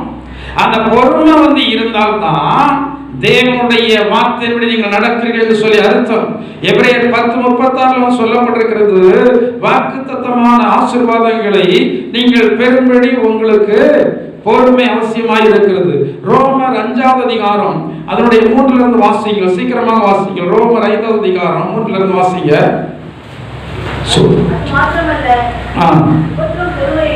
உபத்திரவம் பொறுமையையும், பொறுமை பரீட்சையும், பரீட்சை நம்பிக்கையும் உண்டாக்குறது நாங்கள் அறிந்து உபத்திரவங்களிலேயும் மேன்மை பாராட்டுகிறோம். உபத்திரவம் பொறுமையை கொடுக்கிறது என்று சொல்லி அறிந்து நம்ம என்ன பாராட்டணுமா? பழகணும். நீங்க இதெல்லாம் கற்றுக்கொள்ளணும். பொறுமையெல்லாம் பழகணும். நீங்க உடனே வராது, ஒரு நாள்ல வராது. அதை வந்து என்ன செய்யணும்? நீங்க கற்றுக்கொள்ளணும் பொறுமை. அடுத்தபடியாக 1 பேதுரு 3:9 வாசிங்க.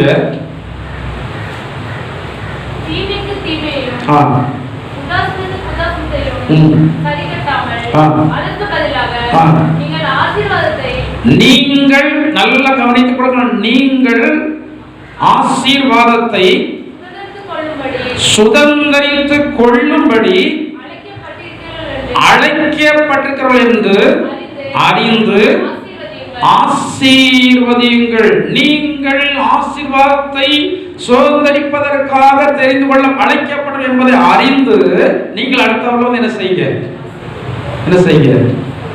சாபம். சிலர் வாயில சாபம் போடுவாங்க, சிலர் எங்க போடுவாங்க? பார்த்த உடனே விளங்காம போக மாட்டாலும் இவா கண்ணெல்லாம் வந்துட்டா. எங்க இருதயத்திற்கு ஒரு சத்தம் உண்டு. உள்ள பேசுகிறது உள்ளான மனுஷன், வெளியே பேசுகிறது வெளியான மனுஷன். ரெண்டுமே கதை ஒண்ணுதான். நீங்க வெளியே பேசினாலும் அது தப்பு தான், உள்ள பேசினாலும் வந்து தான் என்னதான் தப்பு தான்.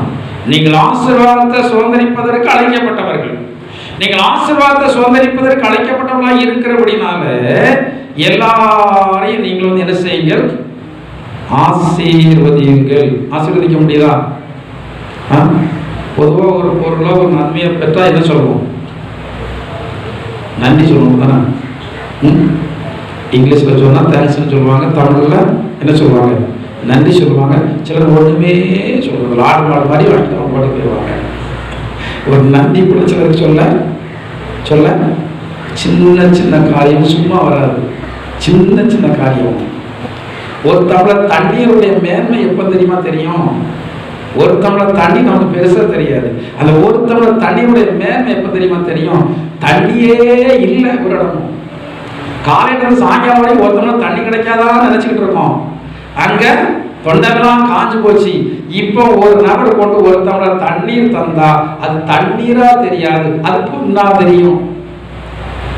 அந்தந்த இடத்திற்கு தகுந்தாற் போல அது வந்து மேன்மையும் தாழ்மையும் அடைகிறது. அப்ப சின்ன காரியமா இருந்தாலும் அது என்ன நன்மைதான்.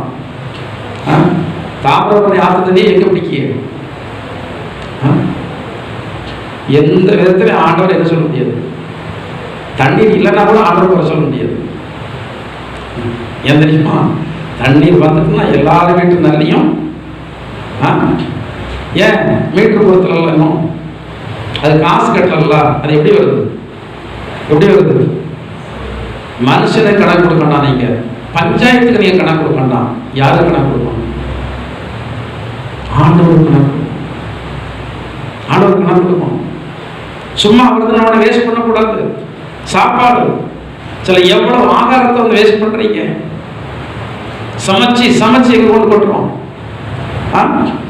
தூரம் கொண்டு கொட்டுறோம். சமைச்சு அதுல ரொம்ப வேதனைப்படுறது என்னன்னா, வசதியானவங்க எல்லாம் இன்னைக்கும் வந்து அவங்க சிக்கனமா இருக்காங்க. ஒரு நாள் பெரிய கோடீஸ்வரர், அவங்க கார்லாம் அவங்க வீட்டுல இருக்கு, பெரிய கோடீஸ்வரர் அவங்க வீட்டுல. ஆனா கடையில இருந்து ஒரு குழம்பு வந்து வாங்கி அதுல மிச்சம் வந்தா கூட, இட்லி வாங்கிட்டு வராங்க, அதுல சாம்பார் வந்தா கூட தூர போட மாட்டாங்களாம். ஃப்ரிட்ஜில் வச்சுட்டு மறுநாள் அவங்க வீட்டுல தோசை செய்து சாப்பிட்றாங்களாம். வேஸ்ட் பண்ணக்கூடாது இந்த காரணத்திற்காக. பணம் இல்லாமல் இல்லை, பணம் இருக்கு அவங்க வீட்டுல. வேஸ்ட் பண்ணக்கூடாது என்னதான காரணத்திற்காக. ஆனா அன்னன்னைக்கு கூலி வேலை, இன்னைக்கு வட்டி கடன் 10,000 ரூபாய் இருக்கு. ஆனா புதுசா கறியை வைக்கணும், சாப்பிட்டு தூக்கி தூர கட்டணும், சோறு போகணும். வரப்போகுது என்ன காலம்? பஞ்சகாலம் வரப்போகுது. இனிமே வருகிறதெல்லாம் சரித்திரத்துல இடமில்லாத அளவுக்கு தான் வரும்.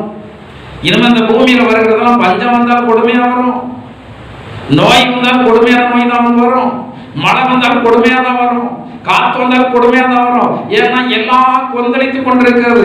இயற்கை எல்லாம் வந்து கொந்தளித்துக் கொண்டு. ஏன் கொந்தளிக்கு தெரியுமா? இந்த மனுஷன் செய்கிறதான அட்டுழியத்தை தாங்க முடியல இயற்கைக்கு. அதனால யாரும் அழிக்கலாம். அந்த பைபிள்ல சொல்லப்பட்டிருக்கிறது, கர்த்தருடைய கோபத்தை, அவருடைய உக்கரம் எப்படிப்பட்டதா இருக்கிறது என்பதை கடைசி நாட்களில் நீங்கள் உணர்வீர்கள். வேதத்தில் சொல்லியிருக்கு.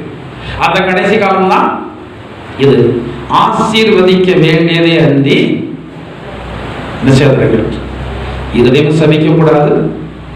அவரவர்களுக்கு ஆண்டவர் வளர்ந்தது கிடைக்கும். அவங்க அனுபவிச்சுட்டு போறாங்க. என்ன நமக்கு என்ன? நமக்கு என்ன? பெரிய வீடு கட்டிட்டாங்களா? ஆண்டு கொடுத்துருக்காரு. ஒரு வீட்டுக்கு 2 வீடா? ஆண்டு கொடுத்துருக்காரு. வயலும் வாங்குறாங்க, கொடுத்துருக்காரு. சம்பளம் நிறைய கிடைக்குதா? ஏன்னா பரத்திலிருந்து கொடுக்கப்பட்டால் அவர் கொடுத்தா உங்களுக்கு என்ன? அவர் கொடுத்தா உங்களுக்கு என்ன? என்ன சத்தமான கொள்கை? நான் அந்த கொள்கைகள் இருக்கிறபடினாலதான் எந்த சலமும் இருக்காது. யார் எவ்வளவு உயர்ந்தாலும் நமக்கு பேச்சே இல்லை. அது கொடுக்கிற ஒரு ஆண்டவர்.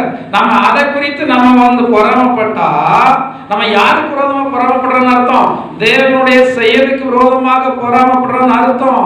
எந்த நிலைகளிலேயும் எந்த ஒரு மனுஷனையும் நீங்கள் சபித்து விடக்கூடாது. ஏனென்றால் எல்லா மனுஷனும், அவன் உயர்ந்தவனோ தாழ்ந்தவனோ, அவன் ஏழையோ பணக்காரனோ, அவன் கிறிஸ்தவன் அல்லாதவனோ, அத்தனை மனிதர்களோ தேவனுடைய சாயலாக சிருஷ்டிக்கப்பட்ட என்று மறந்து போய்விடக்கூடாது. எனவே தேவனுடைய சாயலாக சிருஷ்டிக்கப்பட்டிருக்கிற அந்த காரணத்தினாலே தான் ஒரு மனிதனுக்கு நீங்கள் கேடு செய்தா அதை கேட்பதற்கு ஆண்டவர் வர்றாரு. அவன் எந்த மதத்தை சேர்ந்தவனா இருந்தாலும் சரி, அவர்களுக்கு நீங்கள் போய் ஒரு கேட்டு செய்ய போனால் இடையில யார் வந்துருவா? உங்களுக்கும் அவர்களுக்கும் இடையில ஆண்டு வந்துருவாரு. அந்த கேள்வி சில வேளையில உடனே கேட்கப்படுகிறது இல்லை, 50 வருஷத்துக்கு மேல கேட்கப்படுது. சிலருக்கு 60 வயசுக்கு மேலதான் கேட்கப்படுது. அப்ப அம்மா ஆத்தாடுவாங்க, அங்க போவாங்க, அங்க ஓடுவாங்க, இங்க ஓடுவாங்க, கோயிலுக்கு போவாங்க, நிற்பாங்க, ஜோம் பண்ணுவாங்க, மழக்கால் பண்ணுவாங்க, எல்லாம் பண்ணுவாங்க.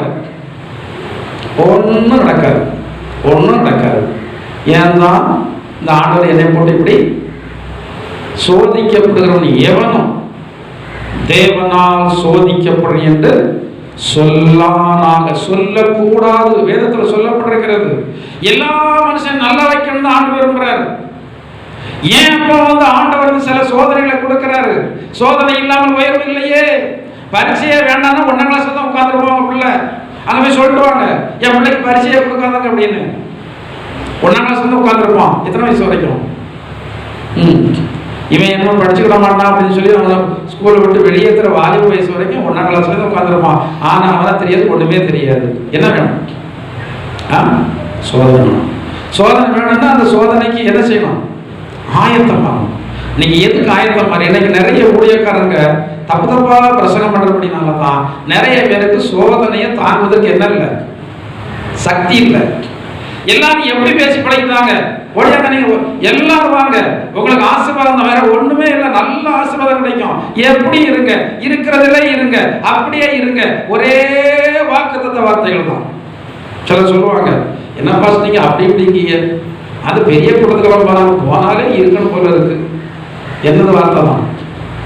அவன் அங்க மதபானத்தை பண்ணிட்டு வந்திருப்பான், மதபானத்தை வித்துட்டு வந்திருப்பான், அடுத்தவங்களுக்கு செய்வனை செய்து வந்திருப்பான், எல்லாரும் அங்க வந்திருப்பான். அங்க வந்த உடனே ஆண்டவர் உங்களை ஆசீர்வதிக்கவே ஆசீர்வாதித்தீங்கல்ல, இனிமே உங்களுக்கு உயர்வு தான், உங்களுக்கு மேன்மைதான், உங்களுக்கு அப்படிதான் இப்படிதான்.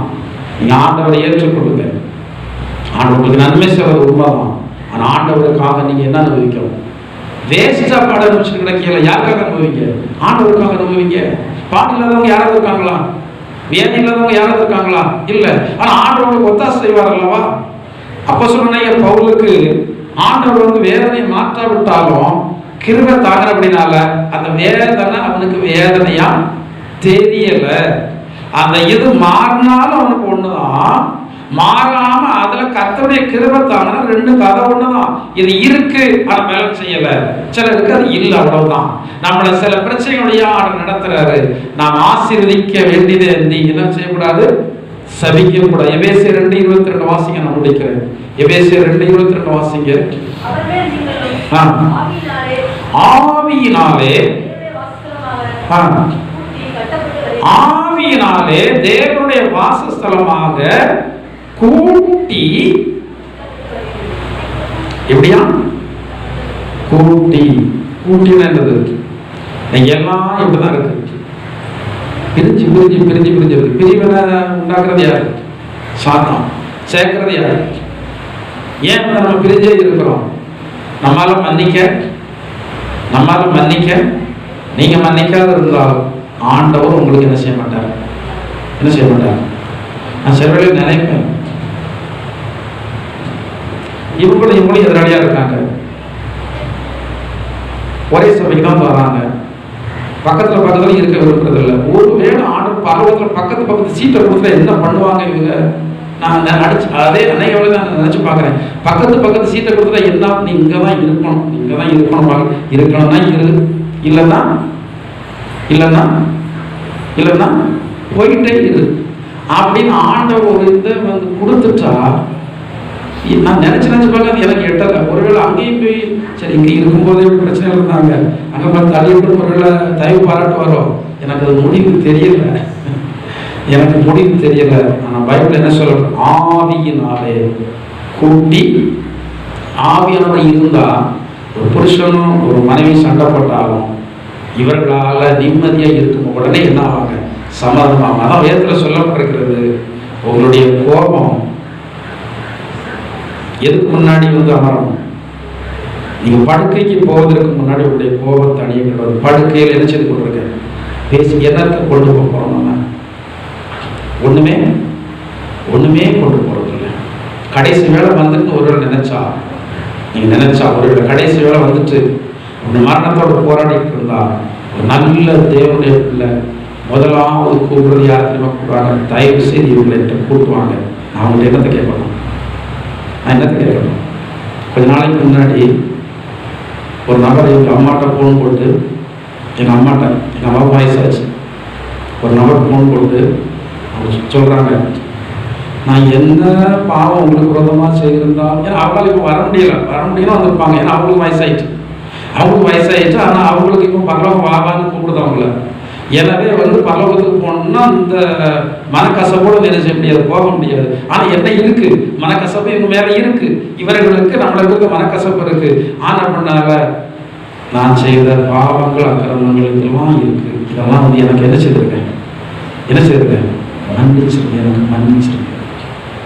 எனக்கு பகை இருந்துச்சுன்னா பரலோகம் என்ன செய்யாது? அது ஒரு தடையா ஆவி போவதற்கு என்ன இருக்கும்? சிலருக்கு ஆண்டவர் அறியாத ஜனங்களுக்கு ஆவி போவதற்கு அவருக்கு இருக்கிற நிலம் வந்து தடையா இருக்கு. ஏன்னா மண்ணை கரைச்சி வயல ஊற்றணும். அப்பதான் அப்படி சொல்றாங்க. சிலருக்கு பொண்ணை உரசி அப்படி ஊற்றின ஆளுங்கள்லாம் உண்டு. சிலருக்கு பணத்தை உரசி தண்ணியை ஊற்றணுமா, அப்படின்னா தான் வந்து போகுமா. ஏன்? அது வந்து தடையா இருக்கு. கர்த்தருடைய பிள்ளைக்கு எதுவும் தடை? இந்த மாதிரி காரியங்கள் தான் என்னது தடை. கூட்டி ஆவியானவர் என்ன செய்யறார்? சேர்க்கிறார். ஆனால் சாத்தான் எப்போதும் என்ன செய்யலாம்? இருக்கிற சில காரியங்கள் வந்து நம்ம கஷ்டமாக தான் இருக்கும். சில சத்தியங்கள் சொல்லப்படும் போது கஷ்டமாக தான் இருக்கும். எனவே தான் ஆண்டுடைய பிள்ளைகளுக்கு மறுபடியும் சொல்கிறது, வாக்குவாதம் பண்ணாதவர்கள். சாரமாக சண்டை போட்டாச்சுன்னா ரெண்டாவது அவங்க மூஞ்சில் நம்மால் முடிக்க முடியாது. சமாதானமாகிறது கஷ்டமாக போயிடும். எனக்கு சொல்ல வேண்டியது சொல்லலாம், பேச வேண்டியதை பேசலாம், 4 வார்த்தையை பேசி நம்ம பாட்டுக்கு போயிட்டே இருக்கணும். அப்படியே இருதயம் வந்து எப்படி இருக்கும்? ஃப்ரீயாக இருக்கணும். வேதத்தில் சொல்லி இருக்கிறது, ஆவியினாலே கூட்டி மாளிகையாக நீங்கள் கட்டப்பட்டு வரீங்க. ஒரு தேவனுடைய பிள்ளை எப்படி இருக்கும்? என்னத்தை கொண்டு போகிறோம்? சபையில் உயர்ந்தோர் தாழ்ந்தோர் இல்லை, ஐஸ்வர்யவான்கள் ஏழைகள் கிடையாது, படித்தவங்க படிக்கதான் கிடையாது. எல்லாரும் நம்ம கிறிஸ்துவுக்குள் யார்தான்? கிறிஸ்துவுக்குள்ள ஒண்ணுதான். எல்லாரும் நம்ம சகோதரிகளும் தான். வயது முதிர்ந்தவர்களாக இருந்தவர்கள் தாய், வயது மறந்த ஆண்களாக இருந்தால் நமக்கு தகப்பன். இப்படிதான் கிறிஸ்தவ திருச்சபை இருக்கிறது. இப்படி இருந்தா நீங்கள் கற்பாரின் மேல் கட்டி வருகிறீங்க. கற்பாரின் மேல் கட்டி வந்தா உங்களுக்கு எந்த சூழ்நிலைகள் வந்தாலும் உங்களை யாரை விட்டு விலக செய்ய முடியாது? கிறிஸ்துவ விட்டு விலக செய்ய முடியாது. நாம் கிறிஸ்துவுக்காக வாழ தெரிந்து கொள்ளப்பட்டோம் என்பதை அறிந்து நம்ம இருதயத்தில் ஏற்றுக்கொண்டு நாம் ஆண்டவருக்காக வாழ்வோம். கர்த்தர் இந்த வார்த்தைகளோடு ஆசீர்வதித்து பயனுள்ளதாக மாற்றி தரட்டும். ஆண்டவரத்தில் ஒப்புக் கொடுக்க, ஆண்டவரே நான் உடைய வார்த்தையின்படி உடைய சித்தத்தின்படி நான் மாளிகையாக கட்டப்பட ஒப்புக் கொடுக்க, ஆண்டவரே சூழ்நிலையை எப்படியெல்லாம் வைத்திருக்கிறது, சூழ்நிலையெல்லாம் மாற வேண்டும் என்று நான் விரும்புகிறேன். மாற்றுங்க ஆண்டவரே. அப்படி பிள்ளையாகவே ஜீவிக்க விரும்புகிறேன். இந்த சூழ்நிலைகள் எல்லாம் மாற வேண்டும் ஆண்டவரே. நான் உமக்கு ஒரு பக்தி வைராக்கியமுள்ள சாட்சி உள்ள மகனாக மகளாக நான் ஜீவிக்கும்படியாக விரும்புகிறேன் ஆண்டவரே. எனக்கு அதற்கான பலனை தாருங்க, அதற்கான ஆத்ம சக்தி எனக்கு தாருங்க, இதற்கான வல்லமையின் அபிஷேகத்தினால் என்னை நிரப்புங்க. நீ முடியாது என்று சொல்கிறதை தான் உனக்கு முடிய செய்யும்படியாக பலவீனங்களிலே உதவி செய்ய ஆவியாளர் ஆயத்தமாக இருக்கிறார். அது ஆவியாளருக்கு நீங்கள் இடமளித்தால் உங்களை கிறிஸ்துவுக்குள் இசைவனைப்பாக மாளிகையாக கட்டுவார். விலையேற பெற்றதான பொன் வெள்ளி மரம் இவைகளினால் விலையேற பெற்ற கற்களினாலே நீங்கள் கட்டுவதற்கு சமானமாக பொறுமையோடு இருங்கள். நீங்கள் ஆவியுடைய கனியை வந்து வெளிப்படுத்துங்கள். இப்படிப்பட்ட சுபாவங்கள் உங்களை கிறிஸ்துவுக்குள்ளாக இசைவனைப்பாக கட்டி எழுப்புகிறது. இந்த ஆவிக்குரிய அனுபவத்தை ஆண்டவர் இயேசு இந்த திருச்சபையில் வருகிற எல்லாருக்கும் தந்தருள்வாராக. இதற்காக வேண்டிய ஸ்தானபதியாக நின்று கொண்டிருக்கிறேன். கர்த்தாவே, ஜனங்கள் எல்லாரும் உம்மோடு ஐக்கியம் உள்ளவர்களாக உம்முடைய பிள்ளைகளாகவே ஜீவிக்க உன்னத பலனையும் கிருபையை கர்த்தர் கொடுக்க வேண்டுமாறு ஜெபிக்கிறோம் ஆண்டவரே. இதற்கான வல்லமை, இதற்கான அபிஷேகம் இப்போதே உம்முடைய பிள்ளைகள் மீது பொழிந்தருளப்படுவதாக. எங்கள் அன்பின் பரலோக பிதாவே, நல்ல இயேசுவே, இந்த நாளில் உம்முடைய திருப்பாதத்தில் நாங்கள் கடந்து வந்தோம். உம்முடைய நாமத்தை ஆராதிக்க கிருபை செய்தீங்க, ஸ்தோத்திரிக்கிறோம். அழைத்து வந்து எல்லா ஜனங்களுக்காக ஸ்தோத்திரிக்கிறோம். உம்முடைய பிள்ளைகள் எல்லாரையும் ஆசீர்வதிங்க. வராத ஜனங்களை மறுநாள் அழைத்து பாருங்க. சமீபத்தில் தூரத்திலோ இந்தியாவின் பல மாநில வெளிநாடுகளில் எங்களோடு ஐக்கியப்பட்டவர்கள் உண்டு. அப்படி எல்லாரையும் உடைய கருத்தில் ஒப்பு கொடுக்கிறோம் ஆண்டவரே. உடைய வியாதிகளுக்கு எல்லாரையும் விலைக்கு காத்துக் கொள்ளுங்க. சத்துடைய வஞ்சகிரிகளுக்கு எல்லாரையும் விலைக்கு காத்துக் கொள்ளுங்க. எல்லாருடைய போக்குவரவு பிரயாணங்கள் எல்லாவற்றிலும் பாதுகாப்பை கத்தர் கொடுப்பீராக ஆண்டவரே. வருகை தாமதிக்குமானால் மறுபடியுமாக ஒரு முறை கூட உங்கள் சன்னிதானத்திலே கடந்து ஆராதிக்க கத்தர் கிருபை செய்க. வருகை இருக்குமானால் கர்த்தாவே, உடைய பிள்ளைகளுக்கு நீங்கள் கொடுத்த சத்தியத்தின்படி இவள் இசைவடைப்பான ஒரு மாளிகையாக கட்டப்பட்டு உடைய ராஜ்யத்திலே பங்கு பெற ஒவ்வொருவருக்கு கர்த்தர் கிருபை செய்தருள வேண்டுமாறு ஜெபிக்கிறோம் ஆண்டவரே. இதற்கான பரிசுத்த ஆவியின் அபிஷேகத்தினுடைய வல்லமையினாலே உடைய பிள்ளைகளை எல்லாரையும் நிரப்புவீராக. வரப்போகிற நாட்களில் இவர்கள் உடைய நாமத்திற்கு ஒரு மகிமையும் மகத்துவமான சாட்சிகளாக, வைராக்கியமுள்ள சாட்சிகளாக எழுப்பி பிரகாசி விளக்காய் காணப்படத்தக்கதாக தேவனாமே ஒவ்வொருவருக்கும் உதவி செய்து வேண்டுமாறு இயேசுவின் நாமத்தால் ஜெபிக்கிறோம் ஜீவனுள்ள பிதாவே.